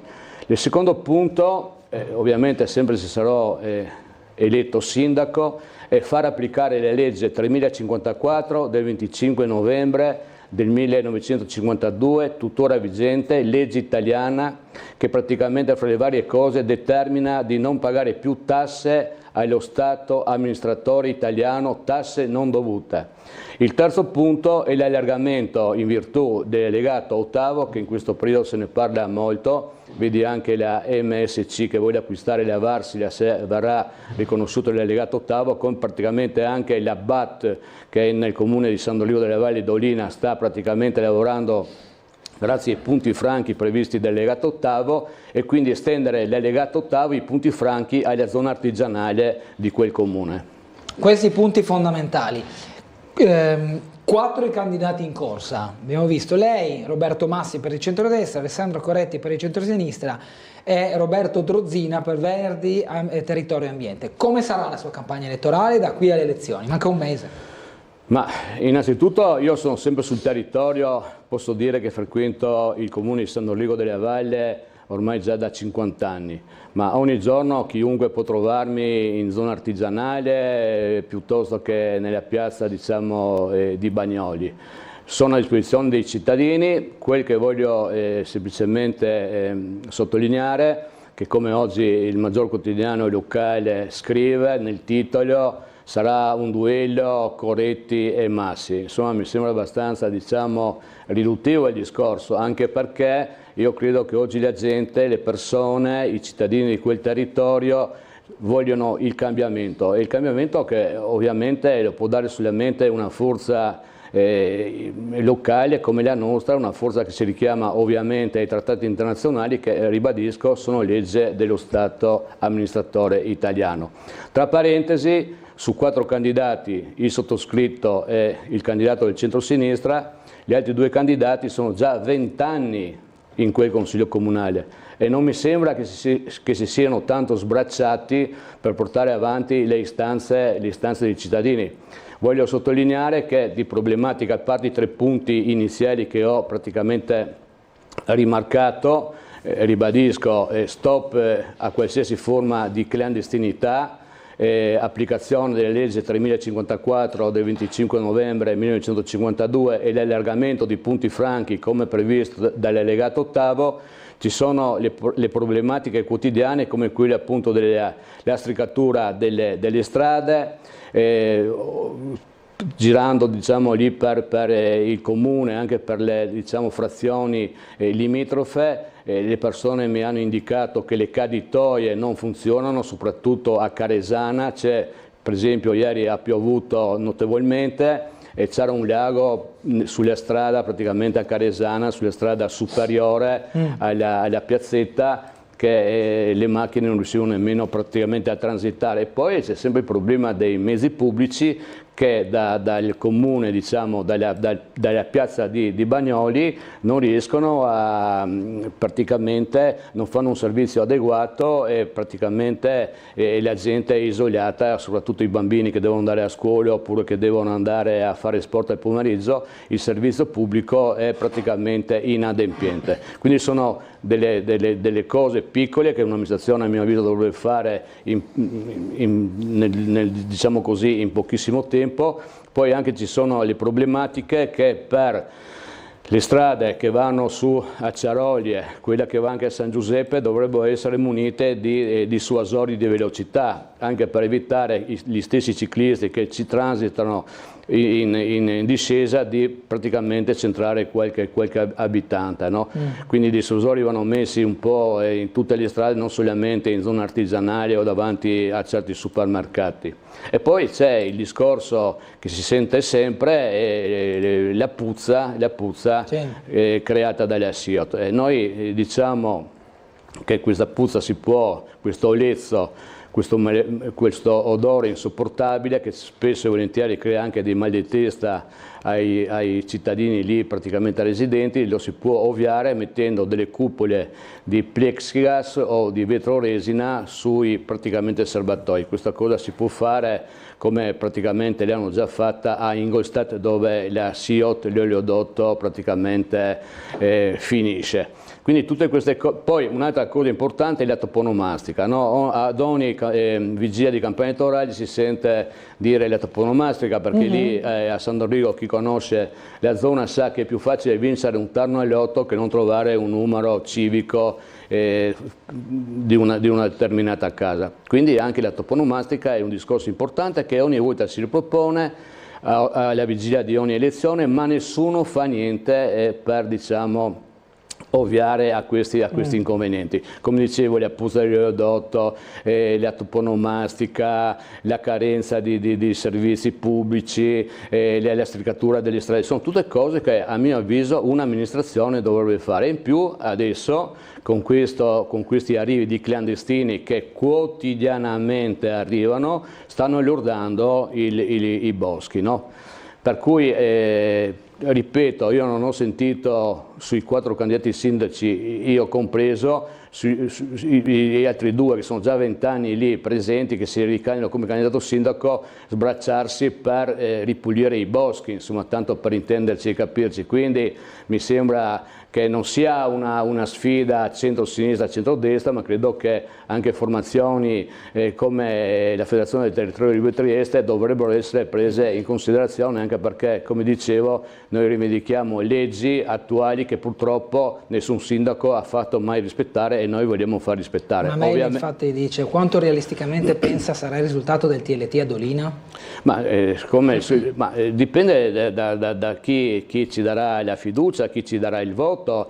Cioè, io non faccio sondaggi, sono anche contro le statistiche, questi sondaggi che sono spesso e volentieri anche manipolati. Se la gente vuole cambiare, se la gente effettivamente vuole fare una rivoluzione politicamente copernicana, io sono qui, sono a disposizione, e chi mi conosce sa che di solito non racconto favole perché non fa parte del mio DNA. Io non dipendo né da Roma né da Belgrado né da nessuno, io dipendo semplicemente da chi mi dà la fiducia, quindi dai cittadini. Sentiamo una telefonata, buongiorno. Buongiorno, Prego. Volevo soltanto un chiarimento, Sì. Cioè mi è sembrata una cosa talmente sciocca quello che hanno scritto sui giornali di quei 5 clandestini che vengono dallo Sri Lanka e sono stati accolti su un furgone nei scatoloni e sono senza documenti. Allora, per quanto mi riguarda, lo Sri Lanka è circa distante da noi 6-7 mila chilometri. Sì. Come l'hanno fatto attraversare tutti i confini e poi trovare una persona in Romania della quale non sanno il nome e hanno dato 3.500 euro per venire in Italia? O i giornalisti, no, lo escludo lei, dottor Gulotto, sinceramente, o ci raccontano veramente delle palle incredibili, visto che siamo al 75° posto con la censura sulle notizie in Italia, o se il sindaco che è da lei, che vedo che è una persona corretta, anche se io ho votato per la Meloni, però quello che ho da dire lo dico sinceramente, se mi sa dare una risposta su questo, o è una palla completa oppure c'è qualcosa sotto, avevano da venire a fare degli attentati? Arrivederci e buona giornata a tutti e due. Grazie, buona giornata. Signora. Beh, guardi, sono io il primo critico nei confronti della mia categoria, quindi è giusto ed è legittimo che qualcuno possa avere qualcosa da ridire. In questo caso mi sembra di aver capito che queste persone siano state in qualche modo soggiogate con la speranza di una vita migliore e sono stati estorti migliaia di euro per trasportarli da una parte all'altra per arrivare poi in Italia. Però onestamente tutto il percorso che, come dice lei, fa alzare qualche sopracciglia non lo conosco, non l'ho seguito. Mi sono limitato a capire dal comunicato ieri che ha pubblicato, che ci ha inviato via mail la polizia di Gorizia, un po' la dinamica dell'accaduto. Poi dietro a tutto questo ci sarà qualcosa che comunque insomma bisognerebbe approfondire. Il tema però degli extracomunitari, della rotta balcanica, ma anche di chi non solo entra in città in questa maniera, ma anche chi è già in città e semina il panico, lo abbiamo visto anche dalle colonne del piccolo di quest'oggi con i minori che stanno diventando un problema in città, Marchesic. Ma sì, innanzitutto io il discorso dei clandestini, perché dobbiamo chiamarli col suo vero nome questi signori, questi personaggi, perché sono clandestini in quanto arrivano qui da noi senza i documenti, quindi uno che non ha un documento è un clandestino. Questi clandestini non solo lordano i nostri boschi, non solo rubano il lavoro ai nostri concittadini, non solo creano dei problemi, ma sono potenziali delinquenti e purtroppo c'è ancora chi li difende, no? Ho anch'io la mia età e non ho mai visto tanta delinquenza come in questo periodo, accoltellamenti, adesso ci sono le bombolette con lo spray al peperoncino, girano con le mazze, sfumano le vetrine, quindi questi signori se ne devono andare. Cioè, anche la Meloni ci ha deluso, diciamolo così. Io non ho votato per la Meloni, ci mancherebbe altro, però sembrava, almeno chi l'ha votata, che doveva fare il blocco navale e non ha fatto assolutamente niente. Non mi soffermo sulle altre promesse, no? Quindi oggi tutti quanti arrivano qui da noi e delinquono, perché questi signori qui non hanno un lavoro, devono per forza di cose non fanno nulla e vanno appunto a terrorizzare i nostri concittadini, i nostri anziani, come è successo l'altro giorno in quel di via Valmaura, che una povera signora è stata picchiata da un afghano, no? Poi ovviamente le varie scuse, sì, è malato di mente, ma viva Dio, è malato di mente, lo prendiamo e lo mettiamo in qualche casa di cura, cioè non è possibile che questo signore tranquillamente gironzoli ancora minacciando altre vecchiette, magari anche picchiandole, magari la prossima volta ci sarà una coltellata. Cioè queste cose io sono stanco e stufo di sentirle ogni volta denunciare anche dai suoi colleghi, e giustamente lei ha preso, mi fa molto piacere, distanza dalla sua categoria, perché a distanza, sono critico, poi non è che prendo distanza, esatto, però riconosco che ci sono dei miglioramenti da portare. Delle faziosità, esatto, no? Quindi noi diciamo categoricamente, senza se, senza ma, che sia chiaro, basta clandestini, bisogna respingerli. Non si diceva fino a qualche tempo fa, sì, il primo Stato comunitario che praticamente arrivano, li deve rispedire al mittente. Vediamo che attraversano la Croazia, attraversano la Slovenia, e qui in Italia, dico Italia nel senso che noi siamo amministrati dall'Italia, non fraintendetemi, per me Trieste è territorio libero, noi siamo amministrati dall'Italia dal 26 ottobre del 54, ma arrivano qui da noi e le forze dell'ordine non le respingono, invece di prenderli a Dolina, perché ripeto, ogni giorno stanno arrivando, inutile che ci facciano credere che persino i confini. Io li vedo ogni giorno lì vicino alla mattonaia, vicino ai negozi dove vende autoricambi, aspettano l'autobus con i loro diciamo smartphone o con altri telefonini di ultima generazione. E arriva qualcuno, arriva lì la polizia e li prende e li porta in questura. Questi qui andrebbero presi con una coriale, portati a Lubiana, portati a Zagabria. Non è ammissibile che noi ci facciamo carico di questi delinquenti, perché questi delinquono. Ed è inutile che mi si dica poveretti, sono al silo. Giusto, umanamente non è bello, certo. Li si prendono e li si porta da dove sono venuti, foglio di via. Non è mai possibile che qui con queste leggi italiche i cittadini siano vessati e questi signori siano praticamente tutelati, perché sono tutelati. Abbiamo visto, non ancora che lo dico lei che è un giornalista, 4 anni fa si sono sparati bande di kosovari per via dell'edilizia in via Carducci alle 8 di mattina. Sì. La polizia mi ha raccontato, perché anch'io come lei abbiamo amici anche in polizia per il lavoro che fa lei, per il ruolo politico che ho io in questa città, e mi hanno detto che hanno raccolto più di 200 bossoli. Bene, li hanno processati e che cosa hanno ottenuto come massimo della pena? 4 anni e arresti domiciliari. Io mi ricordo da ragazzino, quando andavamo diciamo in Viale o in altre diciamo zone dove qualcuno le pensava politicamente diversamente da noi, se lei veniva trovato con un cacciavite ti davano quasi l'ergastolo, proporzionalmente parlando. E quindi questi signori qui sono tutelati dalle amministrazioni italiane, parlano a Roma, parlano di qua, li vediamo per televisione e non fanno nulla. Allora la gente si deve ribellare.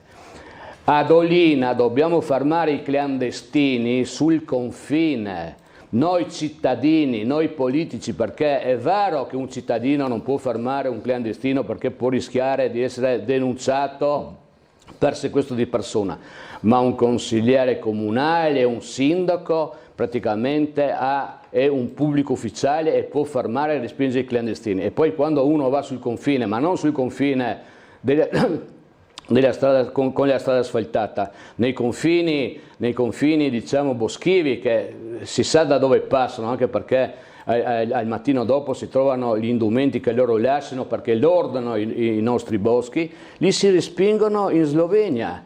Perché io voglio sempre ricordare, e qui non è un discorso di destra e di sinistra, perché tutti quanti sono complici di questa situazione, sia la destra che la sinistra. Vi ricordate cosa diceva Fedriga all'inizio, 5 anni fa, prima di essere eletto presidente? Filo spinato sul confine, droni, fototrappole, pattuglie miste, cani poliziotti. Avete visto qualcosa, cari amici concittadini, di tutte queste promesse? No, non si è visto assolutamente nulla. Quindi da una parte la sinistra li vuole accogliere, da un'altra parte la destra fa solo promesse e siamo in questa situazione. Lei su 10 notizie che ha dato prima, pochi minuti fa nelle rassegna stampa, su 10 notizie 8 erano di delinquenti, di fatti delittuosi, delinquenziali fatti appunto da stranieri. Le leggo diverse mail, Marchesic. Sì. Chiedo a che titolo era ospitato in via Vasari il ragazzo tunisino. La Tunisia è un paese a rischio, non rispetta i diritti civili, è un paese in guerra? La risposta è no. Deve essere quindi rispedito nel suo paese per direttissima, senza spendere altri soldi di avvocati, accoglienza e altro. Inoltre, la struttura di accoglienza non è a conoscenza del curriculum di chi li ospita, scrive Renata. Daniela ci scrive, un attimo che si carica la pagina. Buongiorno, non mi vergogno a dire che la fiducia nella politica non c'è, giustamente. Esempi, Santanchè, Toti, ma che coraggio hanno a chiedere fiducia? Ci credono proprio, non voglio offendere nessuno, ma ci siamo capiti. Quindi diciamo che la politica a livello nazionale, con le inchieste, questo e quell'altro, non sta dando il buon esempio. Possiamo dirlo, credo, senza tema di smentita, sì, ma tra destra e sinistra. Se mi permette, noi siamo fuori sia della destra che della sinistra e siamo fuori e contrapposti alla politica nazionale. Per questo noi rivendichiamo i nostri diritti internazionali, perché purtroppo anche qui non ci raccontano la storia come veramente dovrebbe essere raccontata, non ci raccontano la storia. Qui a Trieste è falsificata, l'hanno sempre falsificata, hanno sempre inculcato attraverso i mezzi di informazione la nostra cittadinanza, la nostra popolazione, non come si avrebbe dovuto diciamo informarla sui nostri diritti.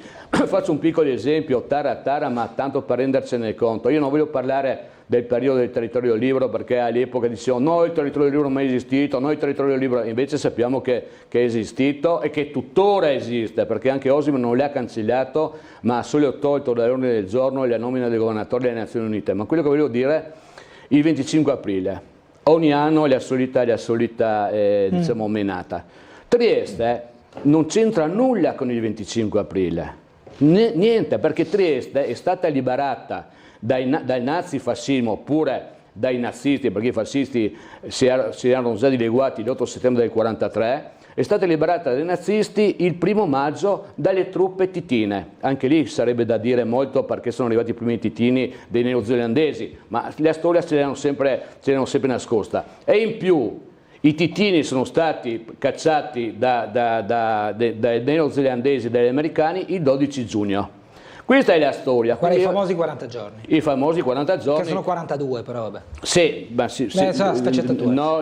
E quindi tutta questa cosa, questa storia, a noi diciamo cittadini comuni ci è stata sempre negata. E questo di conseguenza ci porta a non avere più fiducia nella politica, non avere più fiducia nelle istituzioni, perché infatti io sempre dico, anche quella bellissima frase che campeggia nei tribunali di tutta Italia, la legge è uguale per tutti, non corrisponde al vero, o viene tolta o viene aggiunta una parola. La legge è uguale quasi per tutti.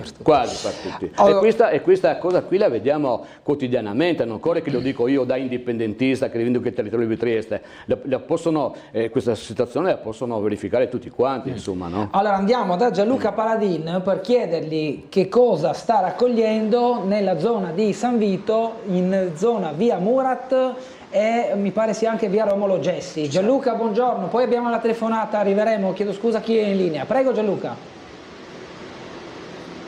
Esattamente Bernardo, tra via Gessi e via Murat praticamente quello che abbiamo capito per ora è che ci sarebbe, anzi c'è una macchina sospetta senza targa, quindi ci sono gli artificieri sul posto che evidentemente hanno deciso di intervenire e sanno ovviamente molto di più di quello che so io in questo momento. Uomini e donne della Polizia di Stato e scientifica sul posto artificieri, la Polizia Locale ha già bloccato l'ingresso della via e credo che siano le prese con il controllo di questa automobile che non ha una targa ed è dichiarata sospetta.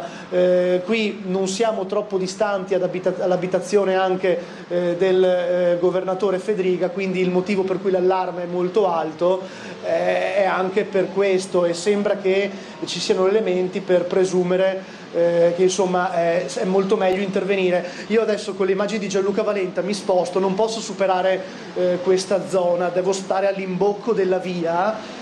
Ma vi faccio vedere dall'altro lato, o meglio dal marciapiede, anche il lavoro degli agenti che stanno battendo sostanzialmente tutta la zona, evidentemente per capire se il pericolo è reale o se sarà invece un falso allarme. Di fatto, dopo che tu, Bernardo, mi hai segnalato appunto questo trafficare di forze dell'ordine in questa zona, ci siamo ovviamente precipitati, perché chiaramente quando si parla di un probabile allarme, non parlo di allarme bomba, non diciamo cose per cui ancora sarebbe prematuro, però insomma c'è una certa preoccupazione, per cui i controlli sono in corso. Ripeto, sul posto agenti della Polizia di Stato, artificieri, credo anche persone, non so se arriveranno i vigili del fuoco, ma insomma speriamo che non sia nulla di preoccupante. Ripeto, una macchina sospetta, giudicata sospetta, senza targa,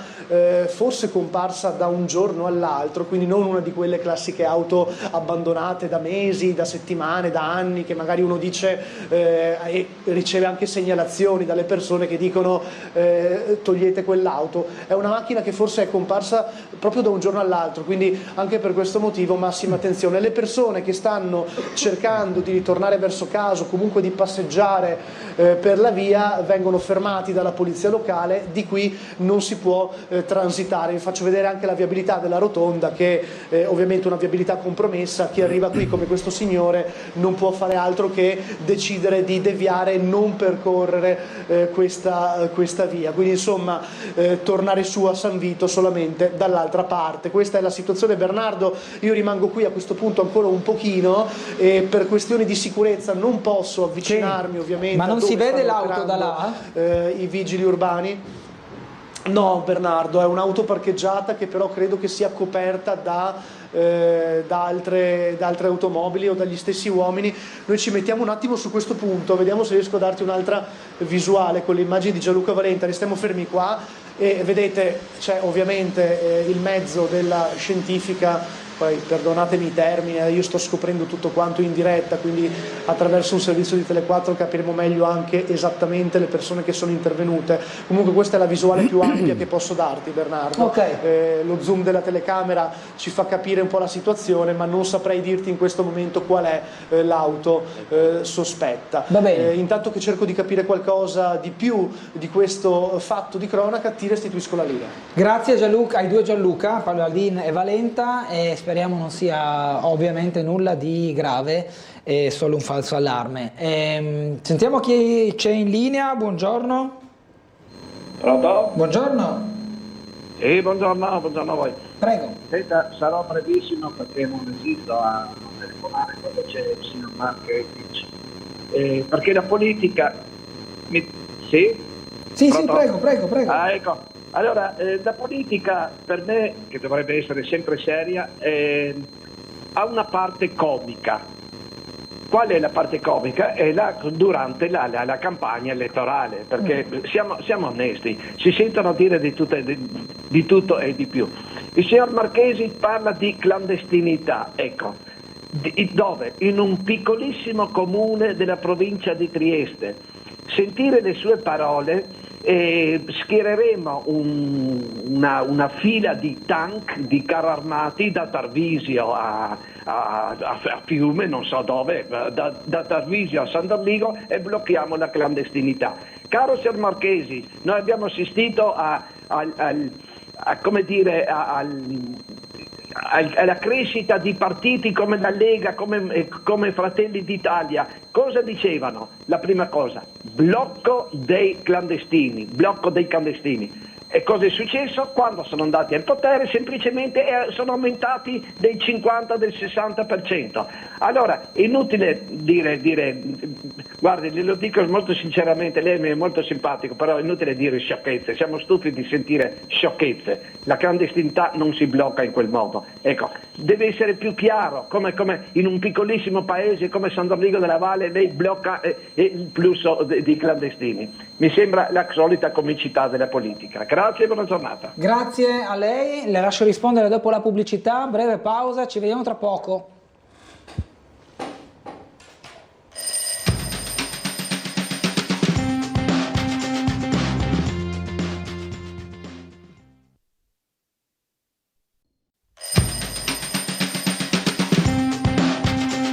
Andiamo in diretta, 8:39 minuti quasi di mercoledì 8 maggio, con noi in studio Giorgio Marchesic, candidato sindaco nel comune di San Doligo della Valle d'Olina per la Federazione del Territorio Libero di Trieste. Le lascio ora rispondere al telespettatore che ha chiamato poco fa, ma prima abbiamo nuovamente Gianluca Paladin, chiedo un attimo di pazienza a Marchesic, che ci aggiorna su quello che succede nella zona di via Romolo Gessi. Prego Gianluca. Grazie.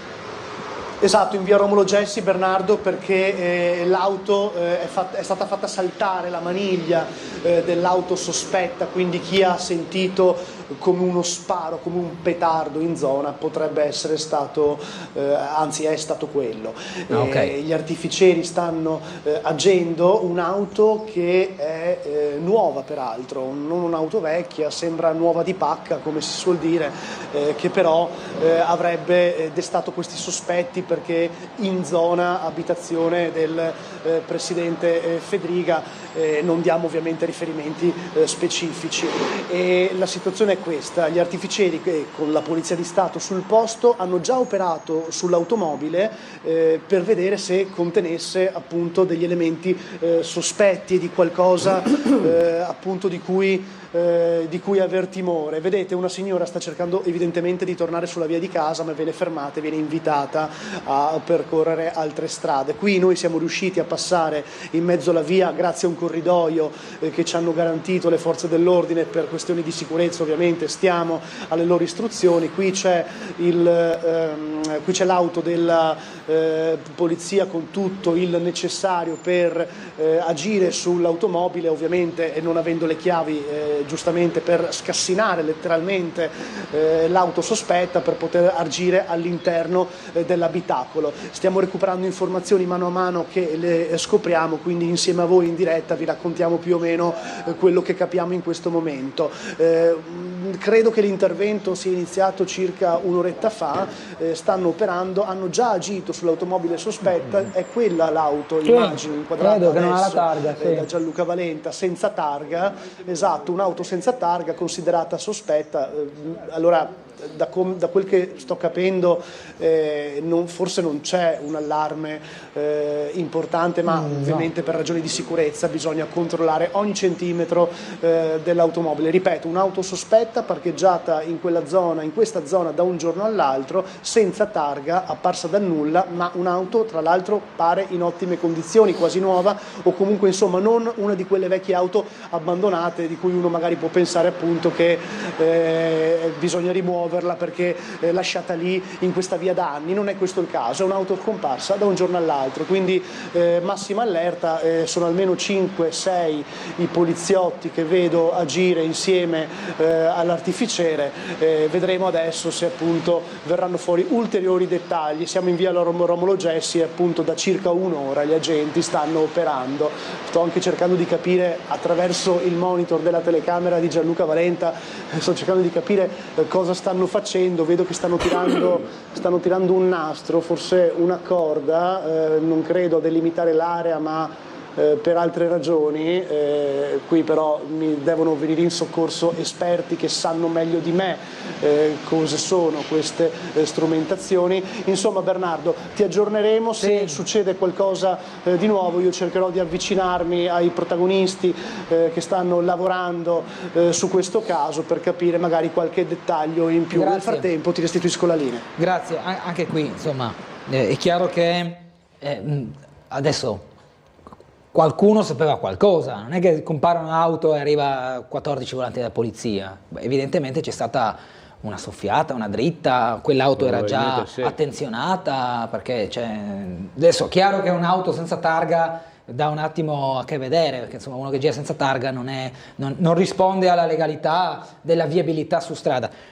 Però evidentemente c'era qualcosa già di noto, perché non è che alla prima macchina senza targa arrivano tutte queste volate, almeno credo, insomma, però poi non sono poliziotto, lo sanno loro, e spero che facciano insomma tutte le dovute, lo faranno sicuramente, i dovuti accorgimenti, e speriamo non sia nulla di che. Risponda pure se vuole al telespettatore di prima. Sì, nessuno ha mai sostenuto di mettere i tank da Tarvisio fino a Lazzaretto.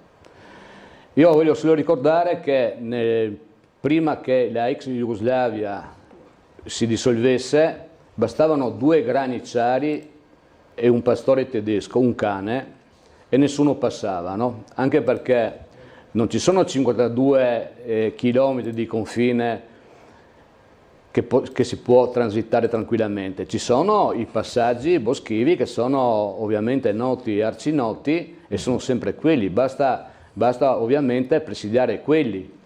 Quindi non occorrono i tank, no? Basta un attimino di essere organizzati e di avere solamente la volontà politica di farlo.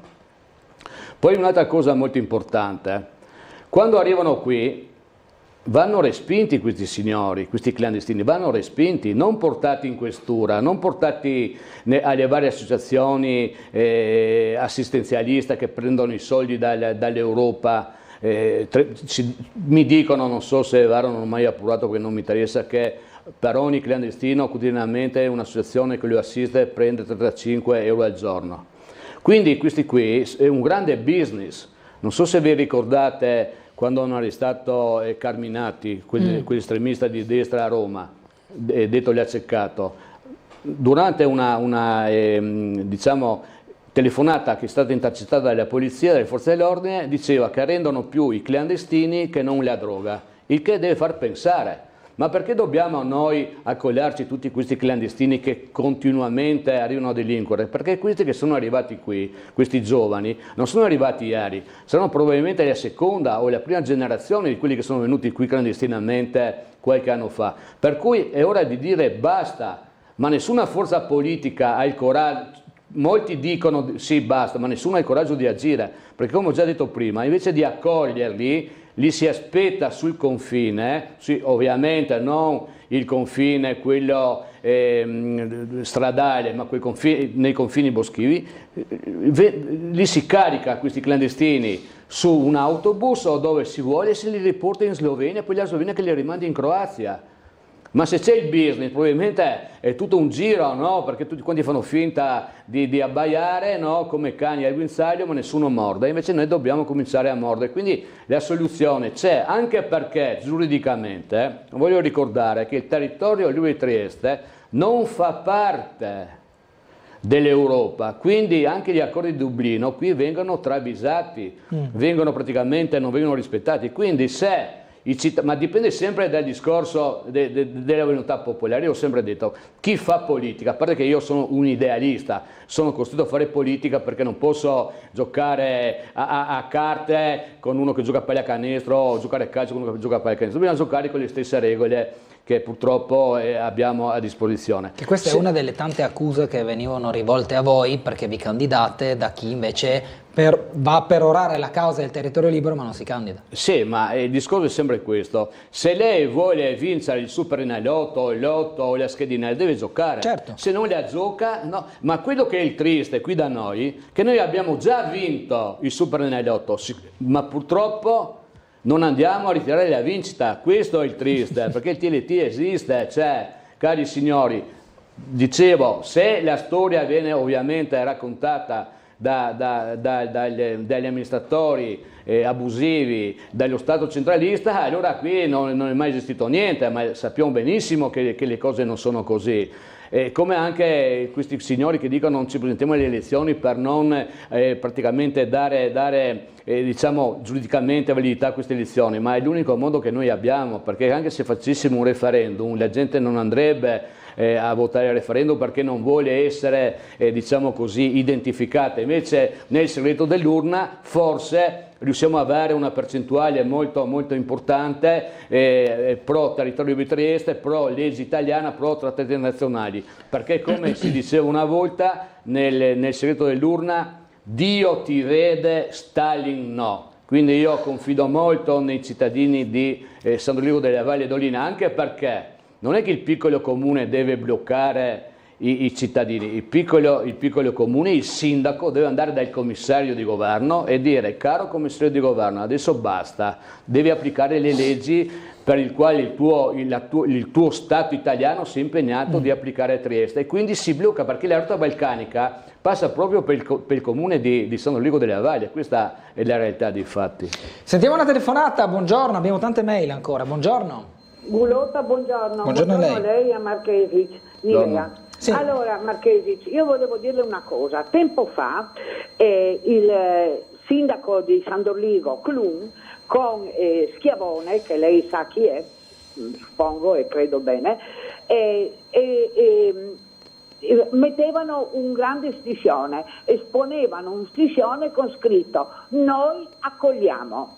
I cittadini di Bolunz o Bagnoli, come lo vuol chiamare, dicevano che a loro gli extracomunitari, i clandestini, non disturbavano, passavano. E allora tutto questo è facile da pensare, perché vengono presi e vengono a Trieste, non si fermano a San Doligo, no? I boschi sporchi della Val Rosandra, il comune di San Doligo chiedeva alla regione di pulirli.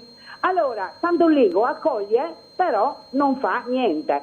Io vorrei proprio vedere se si proponesse un campo come quello di Camposacro, sua officina, a San Doligo, se i cittadini sono d'accordo, perché tutti dicono noi accogliamo, ma tutti vengono qui a Trieste, delinquono a Trieste e si lavano le mani. Eccolo, perciò lei, facendo la battaglia contro i clandestini, non è che i cittadini daranno a lei ragione, se più non ci sono più persone che lavorano a Trieste o d'altro, perché per loro va bene. Intanto i clandestini a loro non disturbano, passano diritti e vengono a Trieste, come passano ancora adesso. Io abito in via dei Baiardi, posso dire che da quando sono stati chiusi i confini principali vengono anche giù da via Baiardi. Grazie.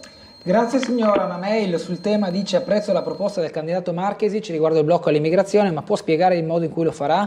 Non credo si riuscirà a fare con le sole forze e risorse delle forze dell'ordine di San Doligo della Valle. Anche la Meloni aveva fatto questa promessa, ma oggi nulla è successo. E su questo argomento anche una mail dice: sono completamente d'accordo con Marchesic, avanti così, combattere per avere i nostri diritti.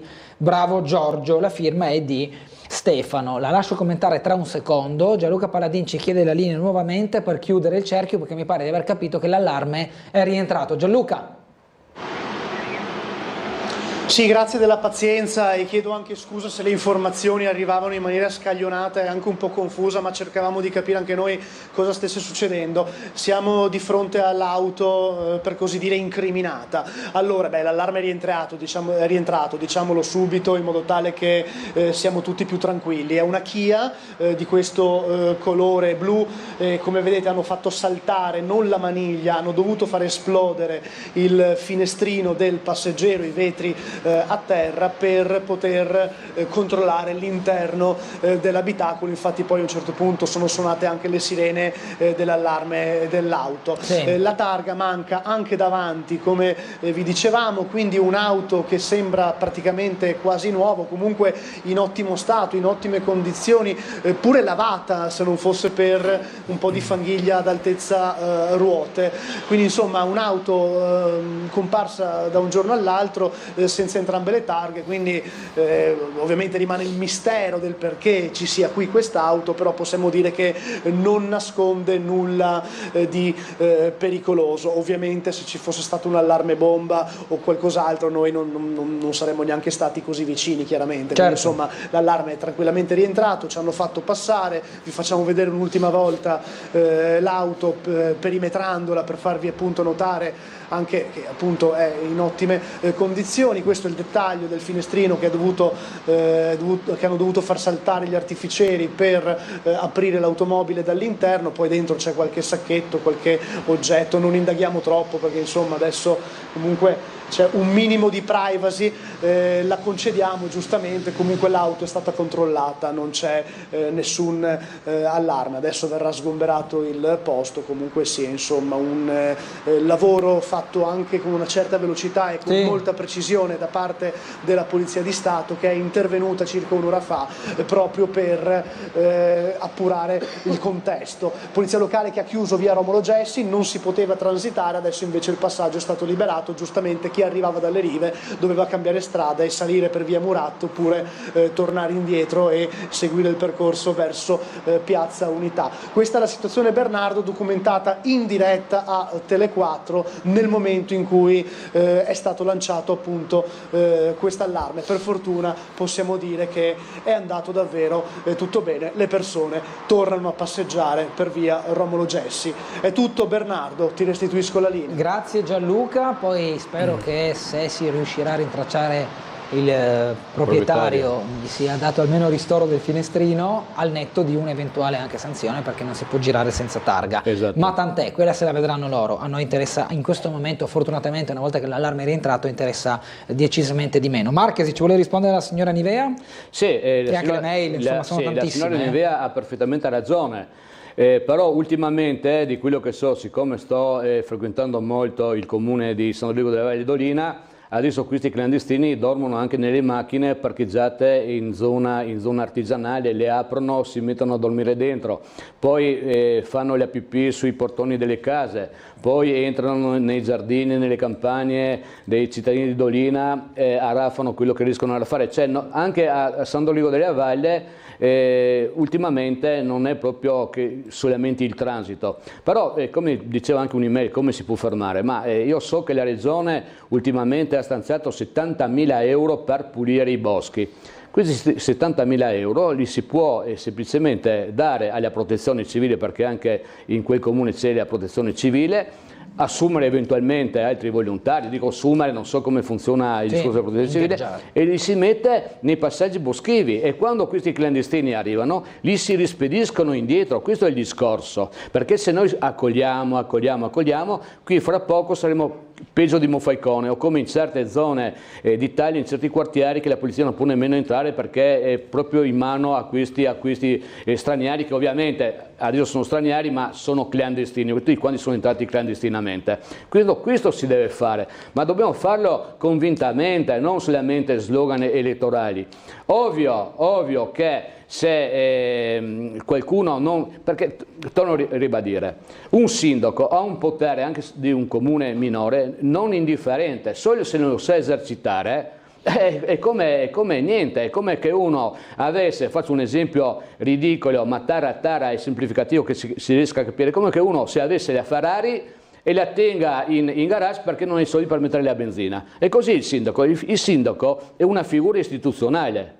Se io avessi la fortuna di essere eletto sindaco, il giorno dopo andrei dal commissario di governo in Piazza Grande e rivendicherei quelli che sono i diritti dei cittadini di San Dorligo della Valle, e poi ovviamente a ruota di tutti i cittadini della zona del TLT. Quindi basta una volontà politica, ma se il sindaco è un politico di turno che riceve ordini della segreteria provinciale, della segreteria regionale, riceve gli ordini da Roma, siamo sempre al punto di partenza, perché per questi signori, anche se fanno parte della comunità slovena, sono sempre al servizio e purtroppo al soldo di Roma. Siccome a me di Roma non mi interessa assolutamente niente, come non mi interessa assolutamente niente dell'Italia, perché io sono per il territorio, lui Trieste, che è legge dello Stato italiano, nonché legge internazionale, rivendico i miei diritti. Quindi dico, a casa mia non voglio clandestini,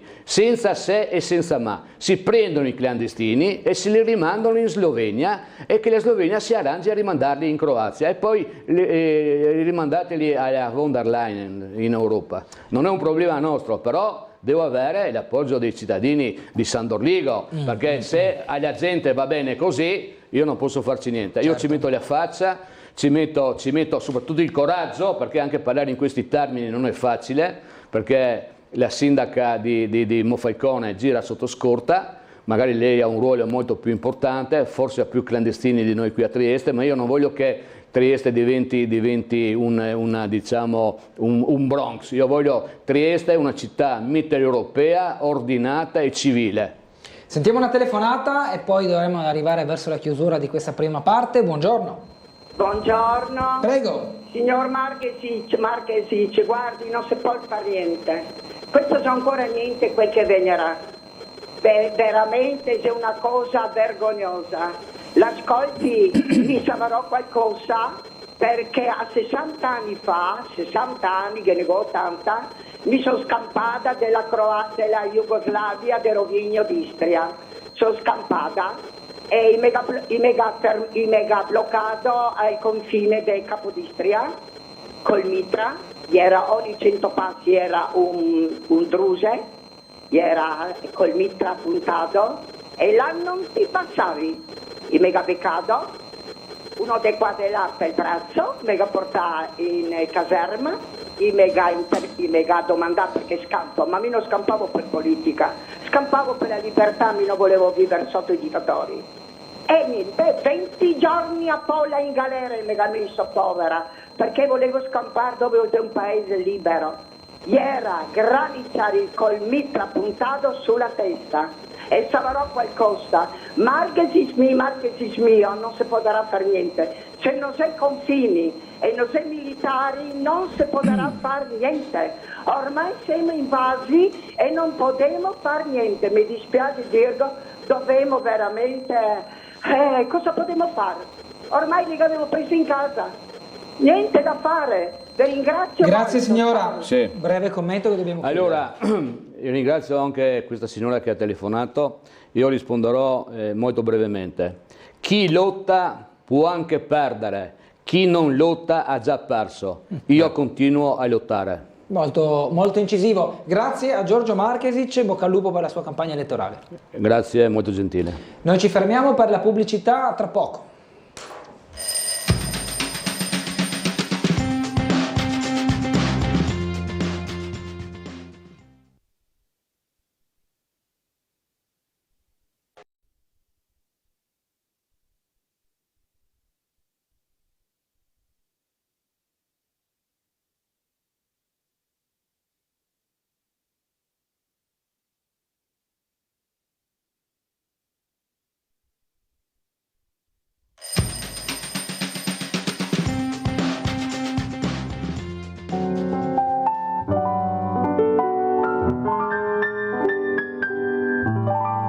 Romanzo triestino, la vita di Lelio Luttazzi. Nato in città e trasferitosi da piccolo a Prosecco, dove apprende le basi del pianoforte dal parroco sloveno, allievo del liceo Petrarca col nipote di Italo Svevo, inizia a suonare a Radio Trieste, quindi dirige l'orchestra del Politeama per il cantante Bonino, per il quale scrive Giovanotto Matto. Grazie a quel primo successo ai proventi SIAE, dopo la guerra si trasferisce a Milano per l'avvio della sua straordinaria carriera, che lo vede protagonista a teatro, in radio, in televisione e al cinema. Legata ad uno scoglio, ti voglio baby, così quando mi sveglio, col sorgere del dì, ti trovo che aspetti, legata a quello scoglio lì. Il Teatro Verdi, con la Fondazione Lelio Luttazzi e il sostegno della Regione, omaggia il genio eclettico dell'artista triestino con un concerto in programma giovedì 9 maggio alle 20. E ci sarà l'occasione per sentire delle musiche che rientrano nel mood, diciamo, che appartiene anche al maestro Lelio Luttazzi, e quindi eseguiremo nella prima parte con la nostra orchestra sinfonica diretta dal maestro Mianiti le danze sinfoniche di West Side Story di Bernstein e successivamente un americano a Parigi di Gershwin, pensando, come dire, di fare un giusto omaggio al maestro. E poi nella seconda parte del concerto ospiteremo Danilo Rea, quindi un celebre jazzista che, immagino su idee musicali del maestro, si esibirà nelle sue improvvisazioni. Bene, ben ritrovati con Sveglia Trieste, buongiorno, benvenuto, Buongiorno ben voi. ritrovato anche a lei, Buongiorno dottor a Dino tutti. Cafagna, esperto di storia e cultura triestina, che ritroveremo il mercoledì, una volta la veste era quella del venerdì, una settimana sì, una settimana no, per alternare sì, come certo. abbiamo spesso fatto, con gli argomenti che ci porta all'attenzione. Oggi di cosa parliamo, dottor Cafagna? Ma volevo portare così alla conoscenza dei triestini di una particolare zona, un particolare edificio che è ammantato da qualche curiosità. Si parlerà di inquisizione, si parlerà di catacombe, si parlerà di scheletri, di tombe. E questo sono i sotterranei di Santa Maria Maggiore, ecco, che sono avvolti da questo mistero. Ma c'è stata l'inquisizione o no? Siccome si può visitare, io farò un piccolo tragitto all'interno di questo edificio per raccontare un po' la storia, ecco. Se abbiamo la prima diapositiva, Abbiamo si vede? le foto, Magnifico, chiedo un attimo sì, alla regia sì, se è possibile anche queste foto proiettarle nello schermo alla mia destra in modo tale che il dottor Cafagna ce le ha in grande, noi le vediamo da quello piccolo e lui lo può vedere da quello grande, se è possibile. Comunque sia, eccole qua. Prego, dottor I sotterranei fanno parte della chiesa di Santa Maria Maggiore che è stata costruita dai Gesuiti. I Gesuiti sono stati chiamati a Trieste all'inizio del 600 con una funzione ben particolare, sono stati chiamati dagli amministratori, dai governanti dell'Austria con un discorso ben particolare. I Gesuiti sono dei religiosi che hanno la fama di essere colti, di istruire la gente, di predicare bene e soprattutto un po' di essere degli esperti. Sì, d'accordo. Quella è il collegio, vediamo in fondo la chiesa, parliamo di Gesuiti che è conosciuta a Trieste in qualche modo, e quindi questi gesuiti vengono chiamati e vengono anche sovvenzionati, per cui la prima cosa che fanno all'inizio del 600 è quella di costruirsi il collegio, ecco, dove abitare, ma soprattutto perché apriranno una scuola che vuole insegnare ai triestini. Trieste tra l'altro è una zona al limite, siamo vicini a una popolazione tedesca, la popolazione tedesca abbraccia spesso in quel periodo la fede protestante, quindi ci vuole qualcuno che in qualche modo argini questa diffusione di queste eresie, di queste dottrine strampalate in qualche modo, che possono interferire un po' sulla ortodossia cattolica. Quindi mettono su questa scuola. È interessante che Trieste nel 1600 aveva qualcosa come 5-7 mila persone, quindi non è una grande città, ecco. Eppure viene costruita, come vedremo, la chiesa e questo collegio, questa istruzione. L'istruzione però, come sempre succede, non viene fatta per i poveri. Le persone povere hanno un problema importante, quello di portare da mangiare alla fine, di portare un pezzo di pane alla fine della giornata. Quindi i poveri non saranno istruiti, lo saranno chi ha la fortuna di essere figlio di un imprenditore, di personaggi importanti, ecco, di commercianti, di principi, praticamente di persone che poi un domani saranno i futuri governanti, ecco. Quindi avranno un'istruzione. Qui si insegnerà un po' di tutto, si insegnerà la lingue latine, si insegnerà la geografia, si insegnerà, diremo così, un po' tutte le materie che possono essere utili. Tra l'altro questa scuola poi sotto Maria Teresa, parliamo 1750, diventerà il nautico, perché sarà bisogno in quel periodo in cui il porto franco in qualche modo aumenterà in modo esponenziale le sue funzioni, sarà bisogno di capitani di navi, e quindi dovranno essere istruiti sulla matematica, sulle varie materie, in qualche modo sulla geografia, che possono essere utili, ecco. E questo è quindi il motivo per cui viene. Il secondo elemento, comunque, costruiscono subito dopo questa grande, vediamo la prossima, questa grande chiesa che è la chiesa di Santa Maria Maggiore, ecco. È interessante, innanzitutto diciamo che per costruire nel 600 con 7.000 anime questa struttura non si sono basati sicuramente sulle elemosine, non saremmo riusciti a costruire questa chiesa grandiosa, ma hanno delle sovvenzioni ovviamente del governo austriaco che gli permetterà di costruire. È una chiesa interessante, perché se voi passate al sotto vedete questa facciata enorme, grandiosa, ma parliamo di una popolazione di 6-7 mila persone, ecco, che vuole proprio in qualche modo attrarre l'attenzione del passante, per dire: guarda la possenza, la grandiosità della Chiesa cattolica che si presenta così, ecco. Andiamo un po' avanti. Ancora più affascinante quando voi entrate in Santa Maria Maggiore, abbiamo queste strutture enormi, questa altezza enorme che vi spinge a guardare in alto, che vi spinge in qualche modo a guardare il cielo o in qualche modo colloquiare con Dio, ecco. In qualche modo c'è questa volontà di stupire il cristiano in qualche modo e mostrare la potenza della religione cristiana. Vediamo ancora la prossima. Mi pare che ci sia Cioè, semplicemente vediamo un po' alcuni aspetti. C'era un video? Cioè, se era prima va bene, se no fa niente, insomma, ecco, no, vediamo la grandiosità, la bellezza, ancora oggi queste sono fotografie recenti, la grandiosità, la bellezza, tra l'altro parliamo del 1600 in cui non c'erano delle gru, non c'erano la possibilità di costruire, è fatto tutto a mano, cioè le pietre sono tutte cesellate a mano e soprattutto costruite, immaginiamoci quante tonnellate, centinaia di tonnellate questa struttura che è stata progettata per sostenere queste strutture gigantesche. Ecco, comunque, tornando a noi, i gesuiti hanno questa funzione. Ovviamente sotto la chiesa viene costruita sul colle all'inizio del colle di San Giusto, quindi per raddrizzare la base ci deve essere uno spazio, e questi sono lo spazio dei sotterranei. Ecco, i sotterranei non sono altro che, diremmo così, degli spazi che vengono ottenuti nella costruzione e che verranno usate come cantine essenzialmente, però c'è qualcosa di strano, ecco, perché siccome non sono visitabili, la gente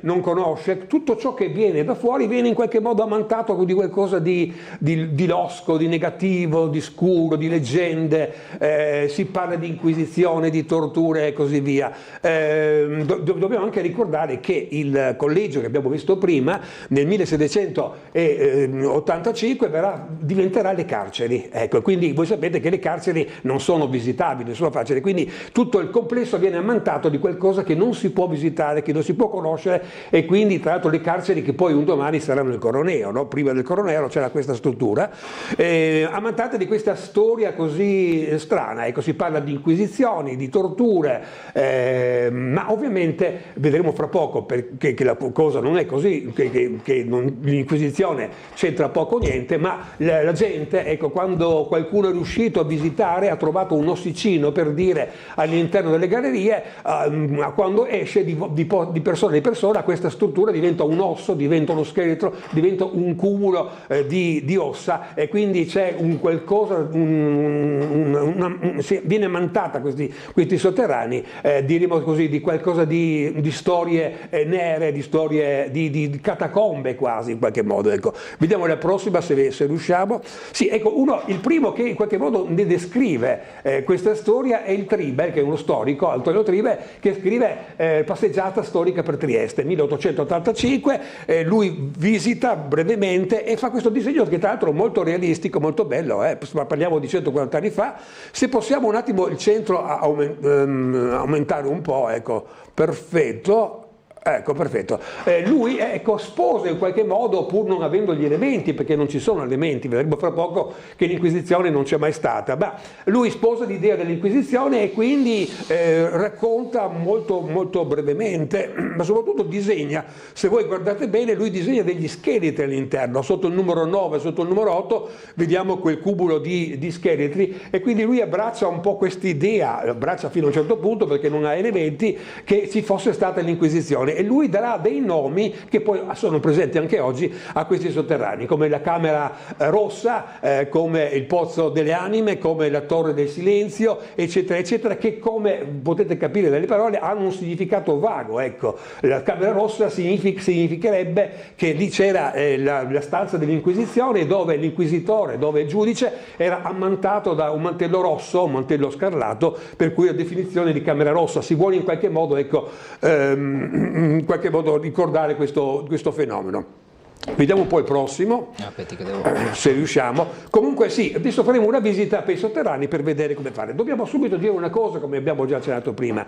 Gli storici, i veri storici dell'Inquisizione dicono che a Trieste non c'è mai stata l'Inquisizione, quindi quello che vedremo fra poco dovremo un po' raffreddare queste idee sull'Inquisizione, che tra l'altro che cos'è l'Inquisizione? Ecco, l'Inquisizione è sempre stata la difesa della religione cristiana prima e con il protestantesimo del cattolicesimo. Ecco. L'Inquisizione significa inquire, cioè ricercare, si cerca le persone che hanno delle idee eretiche, idee contrarie all'ortodossia cattolica, quindi in qualche modo di debellare queste idee che potrebbero creare confusione nei credenti, che potrebbero creare dei problemi e soprattutto anche stanare queste forme. E l'Inquisizione ha un termine oggi come oggi negativo, ecco, perché viene subito associata alla tortura, ma qualcosa di vero c'è, ecco, per capire un po' perché si è usata la tortura. Facciamo un esempio un po' banale, ecco, se a casa mia per esempio scompaiono le caramelle, ecco, posso pensare, visto che siamo in pochi, che è stato mio figlio.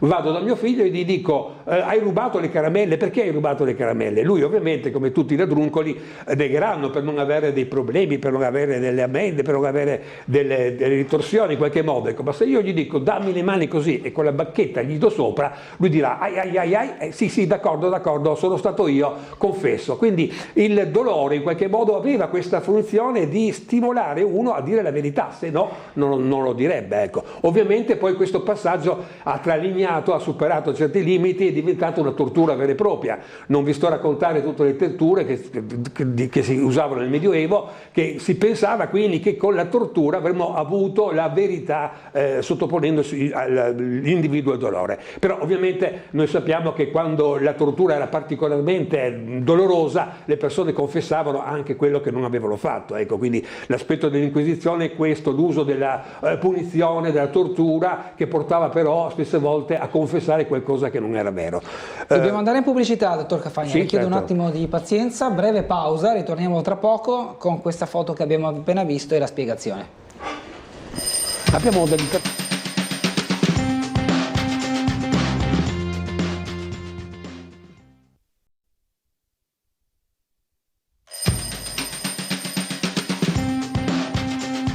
Torniamo in diretta, sempre in compagnia del dottor Cafagna, andiamo a vedere la prossima foto. Parlavamo appunto dell'Inquisizione, che di per sé stesso significa ancora oggi qualcosa di negativo, qualcosa collegato alle torture. Ecco, i messaggi che venivano fuori da questo ambiente che non era conosciuto alla popolazione, la popolazione poi ingigantiva, no? Si parla quindi di ossa, di bare, di torture, di pozzi e così via.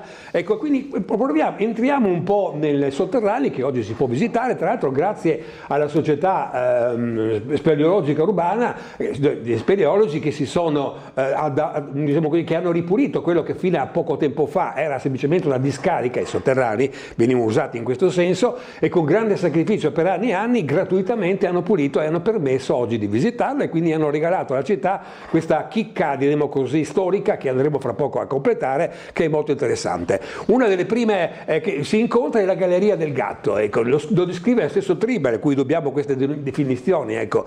Cosa vuol dire? Non vuol dire assolutamente niente, ecco, che lui ha trovato un gatto e lo ha scritto, ma questo gatto è stato ritrovato anche dai speleologi, che come vediamo è un gatto mummificato. Di per sé stesso si voleva anche buttarlo via, non significa niente, però un po' perché il Tribal ce l'ha raccontato, un po' perché fa parte di questo mistero, un po', ecco, perché se da una parte vediamo che l'Inquisizione non è mai esistita, si ha piacere in qualche modo di mantenere questa fiammella di dubbio che un po' l'Inquisizione, le torture, chissà cosa sia stato fatto. Ecco, quindi si è lasciato, anzi si è messo un po' quasi una copertura di vetro questo gatto mummificato, semplicemente perché rientra nel concetto di catacombe, di mummificazione, e perché insomma dà un po' di, è una specie di logo, se vogliamo, di stigmata di quanto riguarda i sotterranei. Vediamo l'altro. I sotterranei non saranno stati usati per l'Inquisizione, saranno stati usati per esempio per depositare i morti, i frati religiosi, i gesuiti,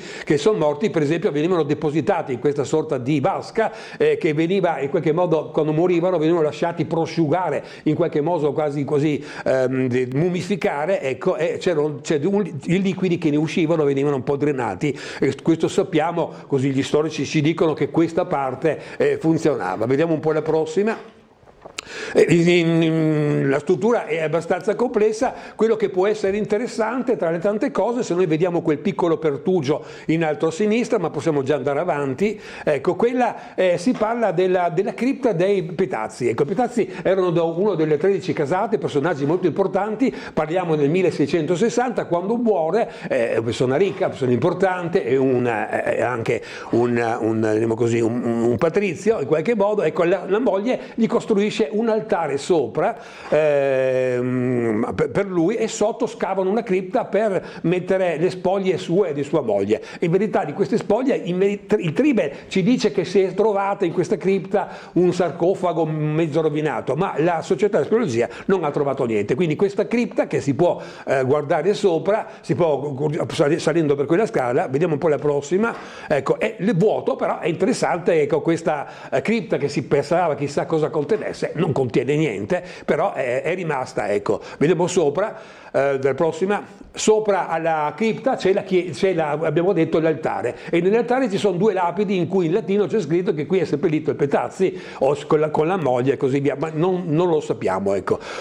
Petazzi erano dei patrizi molto, molto importanti, per cui in definitiva, ecco, raccontiamo solo che esiste questa cripta, la cripta è vuota, non sappiamo, ricordiamo che questi patrizi erano molto ricchi, possedevano dei terreni dappertutto, anche nel Friuli, anche a Monfalcone o così via, quindi avevano anche delle ville, dei terreni, e quindi probabilmente saranno stati seppelliti lì, non necessariamente, però qui c'è questa bellissima, diremo così, altare con questa storia della cripta.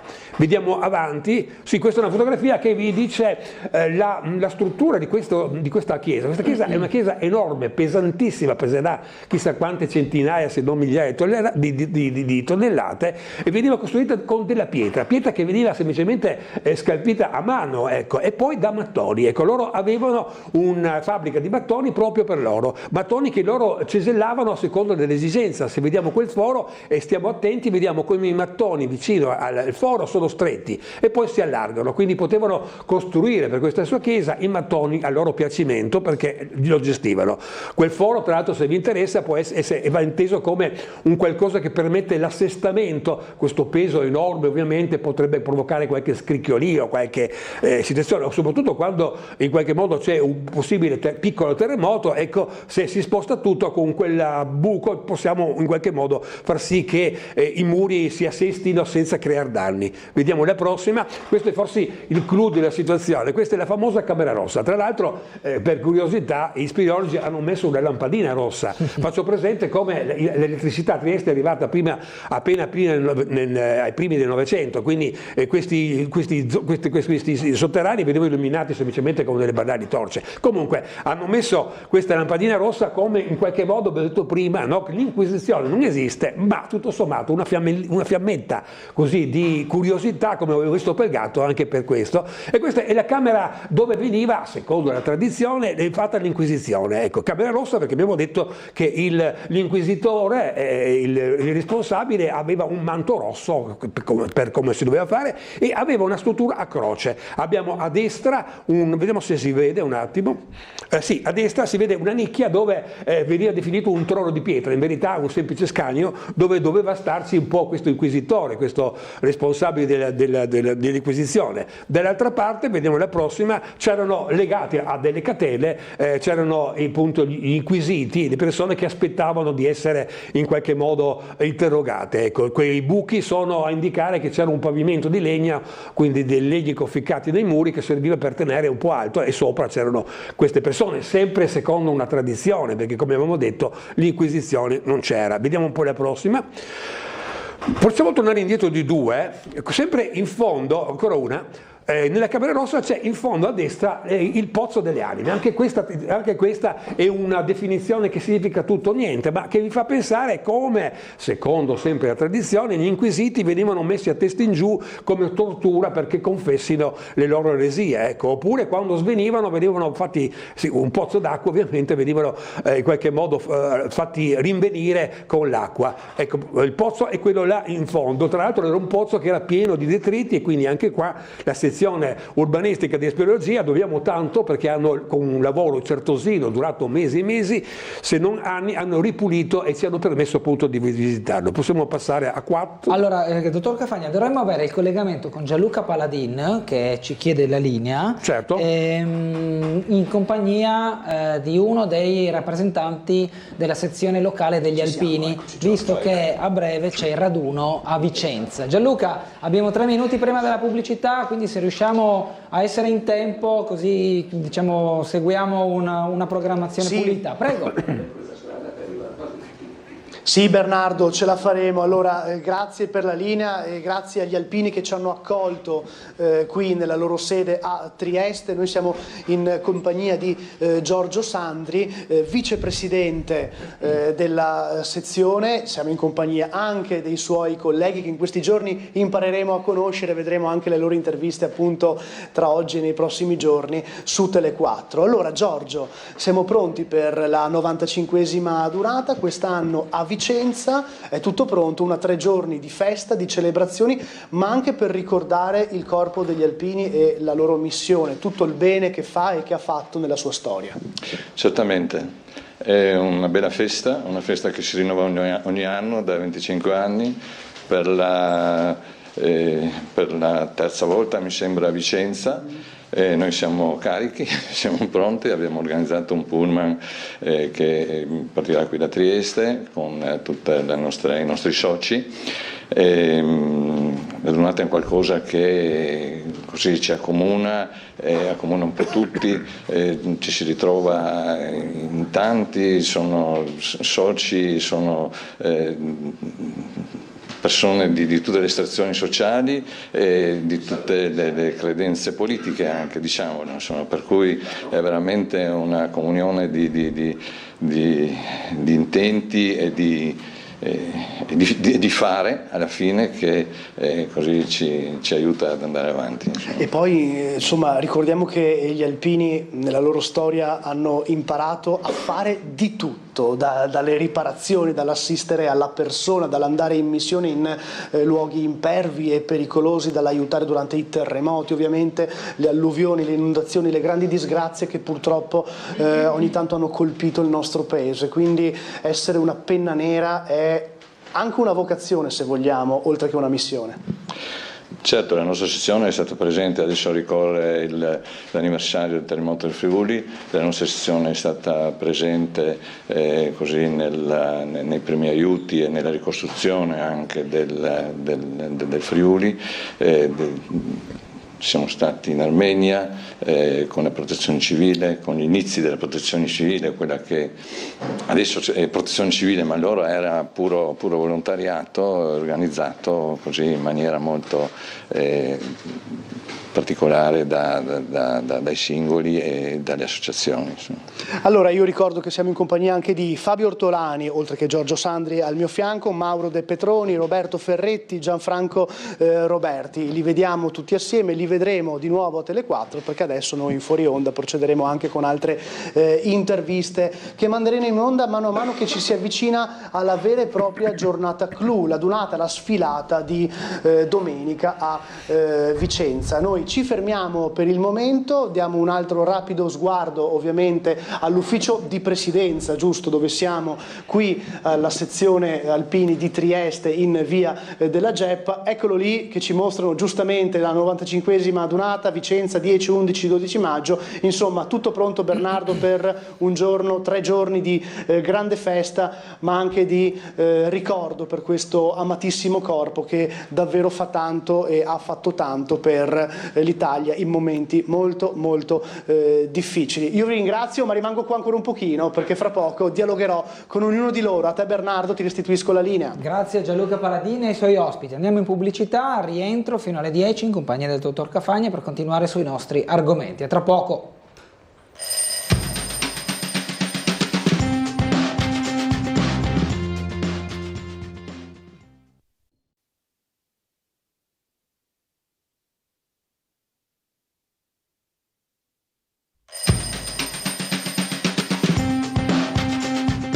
Di nuovo in diretta in compagnia del dottor Dino Cafagna, esperto di storia e cultura triestina, guardando la prossima foto.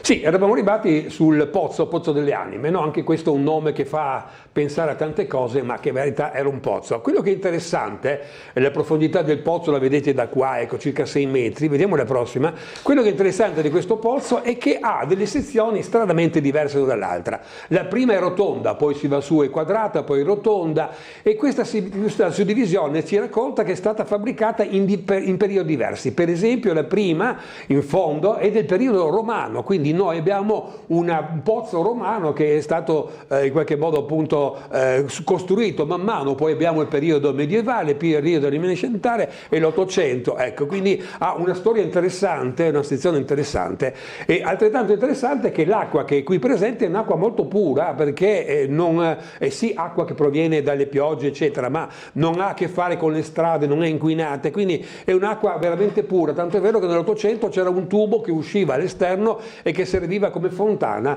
l'acqua in quel periodo era importante, in Cavani in qualche modo l'acquedotto è arrivato appena all'inizio del Novecento e quindi per la popolazione rappresentava una fontana importante, e quindi un'acqua molto molto pura, e qui c'è soprattutto questa struttura che ci dice in qualche modo che c'era, lo sappiamo già, c'era la Tergeste romana, c'era un pozzo romano, c'erano delle strutture romane. Vediamo ancora la prossima, e questo è un altro in qualche modo mistero, in qualche modo, cioè questa è la torre del silenzio, anche questo non si capisce perché, ma insomma vi fa capire che c'era qualcosa di particolare. Ma qual è la caratteristica di questa torre? Che è una torre militare, perché ha una struttura molto vecchia con delle feritoie, alcune se le vedono, ecco, una torre militare che è stata almeno costruita o ristrutturata nel 500. Abbiamo detto all'inizio che la chiesa è stata costruita nel 600, quindi noi abbiamo una torre che è stata inglobata nella costruzione della chiesa, di cui però non sappiamo, perché guardando le carte, ricercando, non sappiamo,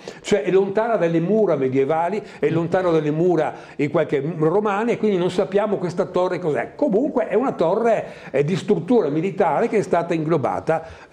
Quali altre caratteristiche? Vabbè, a parte le feritoie, ovviamente porta a varie sezioni, porta sotto il tetto, porta sopra il tetto, ma quello che è interessante, per curiosità, è che nel sottotetto abbiamo trovato in questi diciamo così, spazi delle scritte sui muri, scritte in ebraico, perché praticamente qui ci sono state nel periodo del 1943-44 alloggiati, nascosti, quando c'era la persecuzione, alcune famiglie ebraiche, di cui dopo nella ricerca sappiamo anche il nome, ecco, quindi questa caratteristica che i gesuiti hanno salvato, hanno custodito in quel periodo delle famiglie durante la persecuzione, ecco, quindi era molto così interessante.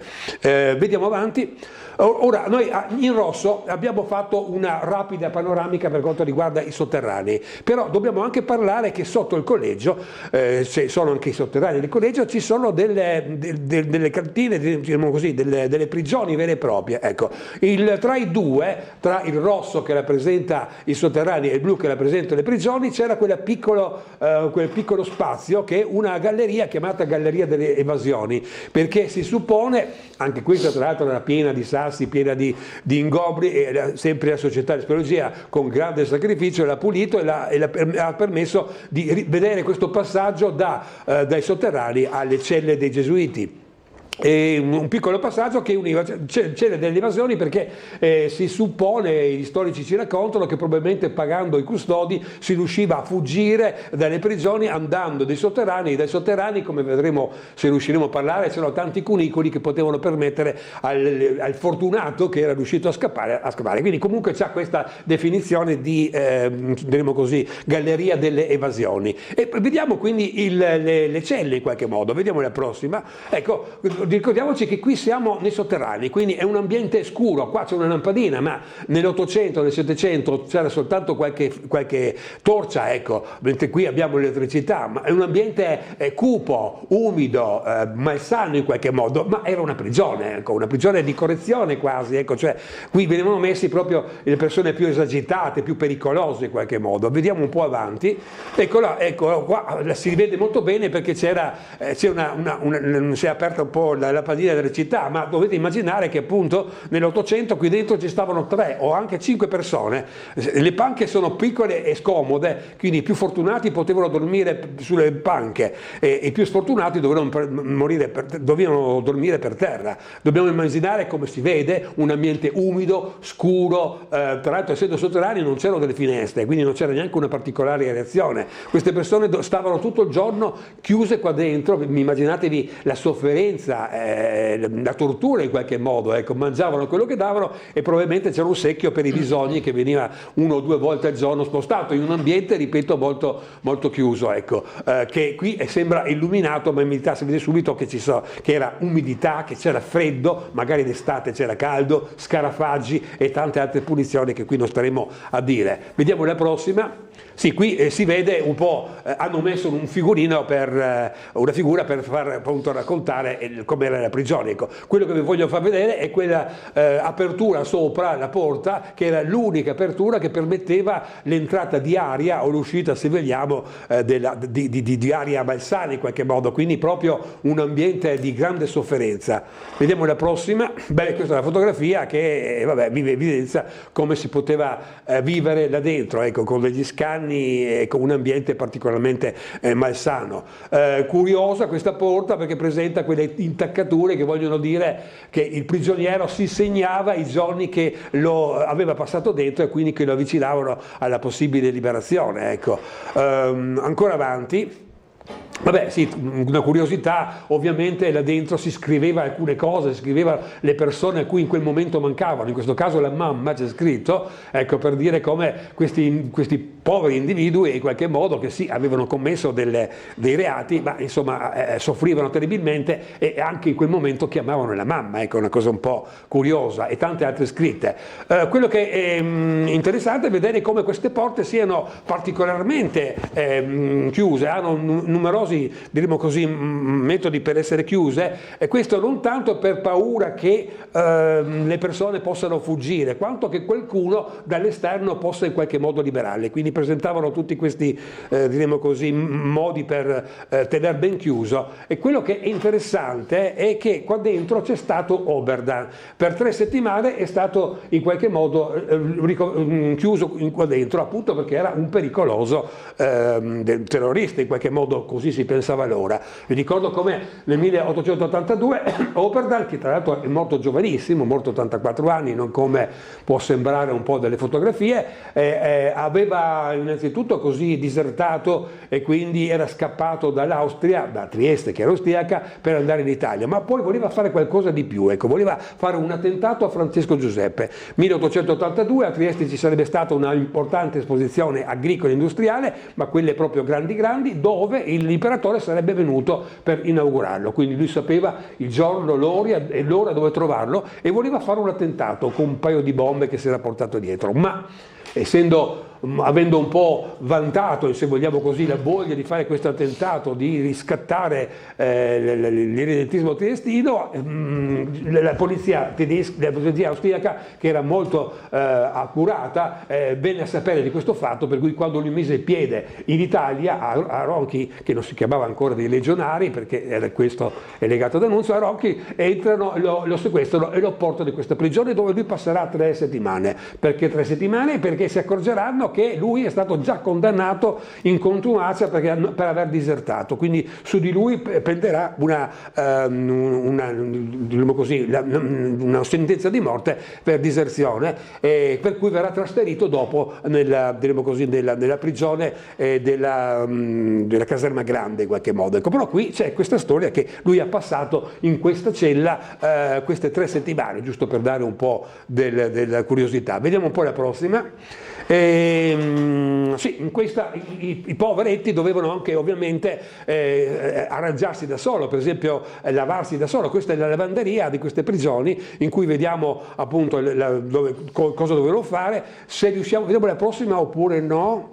Boh, allora torniamo indietro, un po' più ingigantito in fondo, vediamo quelle corde che venivano tirate proprio per poi asciugare i vestiti, che tra l'altro era prevalentemente una prigione femminile, quindi dobbiamo immaginare le donne che, cantando un po' per tirarsi su, lavavano i panni e li asciugavano. Avanti pure, inoltre tra l'altro sul soffitto c'era questa catena, questa, diremo così, rotonda, dove loro, che erano incatenate, dovevano sì muoversi liberamente all'interno, ma collegate un po' a questo anello che doveva mantenere tutte assieme queste figure. Vediamo la prossima ancora.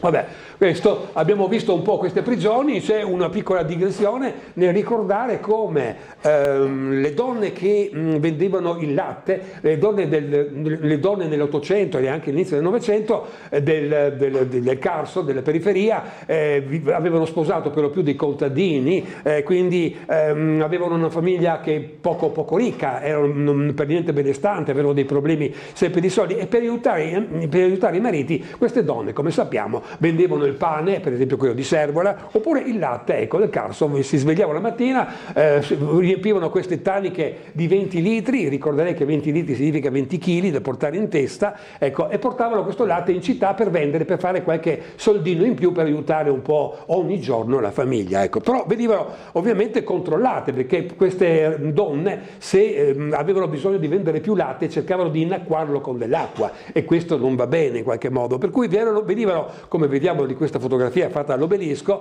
venivano delle guardie, dei gendarmi austriaci, ogni tanto controllate se venivano a inquinare l'acqua.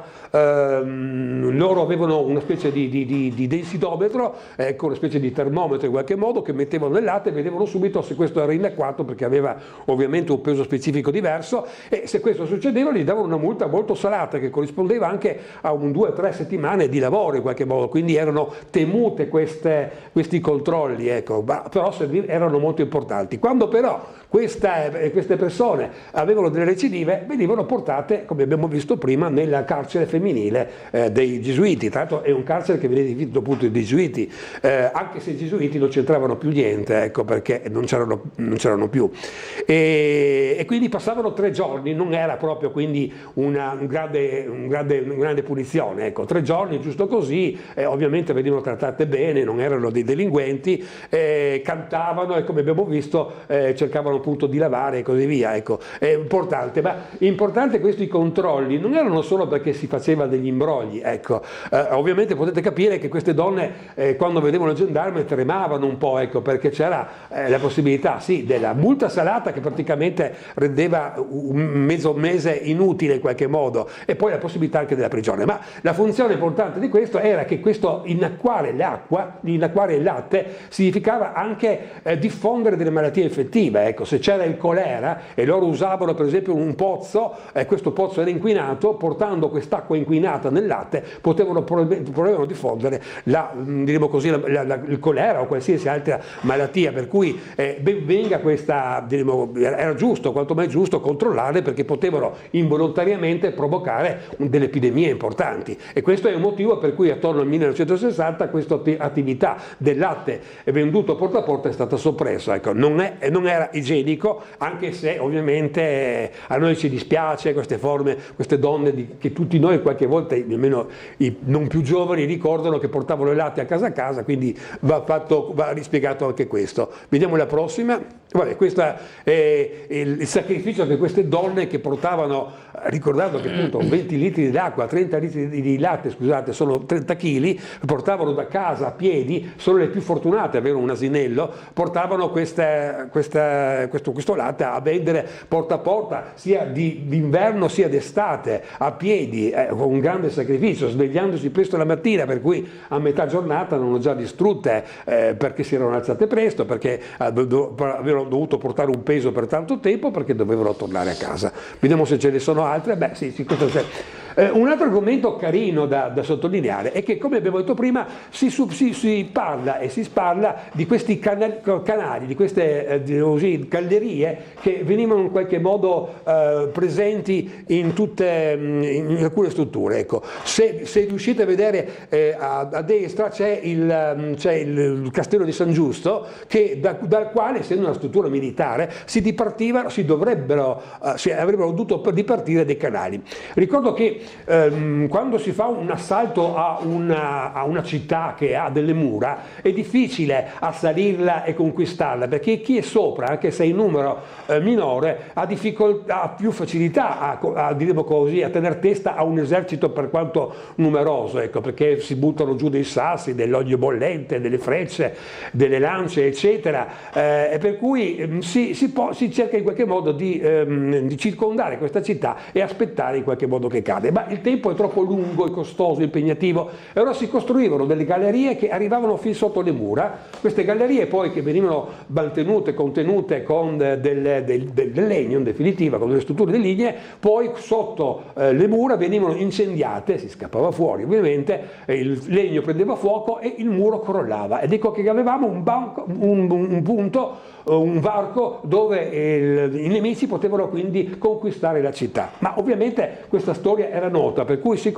costruivano non queste gallerie definite mine, ma contromine, cioè delle controgallerie che diremo così, da questo castello oppure da questa città a mo' di dita in qualche modo si dipartivano e volevano intercettare queste pericolose gallerie. Ecco, quindi il fatto che ci siano delle gallerie sotto a queste strutture medievali e non è molto conosciuto, ecco, perché permetteva non solo questa difesa, diremo così, delle gallerie scavate dal nemico, ma anche di poter superare, diremo così, arrivare alle spalle del nemico per fuggire, per esempio. Ecco, non tutta la popolazione, ma il principe, il regnante che era assalito all'interno di questa città poteva fuggire da queste gallerie. Quindi queste gallerie sono sempre state in qualche modo frequenti, credibili, possibili, e quindi anche per Trieste, come vediamo in questa simpatica ricostruzione fatta dall'amico René Faraguna, che aveva fatto questa situazione. E queste sono le gallerie che si suppongano soprattutto del castello di San Giusto abbiano raggiunto il collegio dei Gesuiti, le prigioni gesuiti, la rotonda delle Pancera, dove si parla anche di altre gallerie e tante altre strutture fino al porto. Ecco, questo avrebbe permesso di nascondere, però tuttavia queste gallerie non sono state trovate dalla società speleologica urbana, e quindi che hanno cercato e ricercato, si sono trovate solo dei canali per drenare l'acqua. Quindi queste gallerie, alla luce dei fatti, non si sono trovate, non esistono. Ci potrebbe anche dire che in verità allora l'urbanistica, quella zona era praticamente vuota, deserta in qualche modo. Ecco, poi con la costruzione delle vari palazzi, delle varie case, le fondamenta potrebbero aver in qualche modo distrutto. Ecco, questa è un'ipotesi, però questa affascinante idea che in qualche modo ci siano state queste gallerie non è suffragata da dei studi recenti. Ecco, però resta questa affascinante idea, insomma. Ecco, vediamo la prossima se c'è. Ecco, una particolare, una curiosità.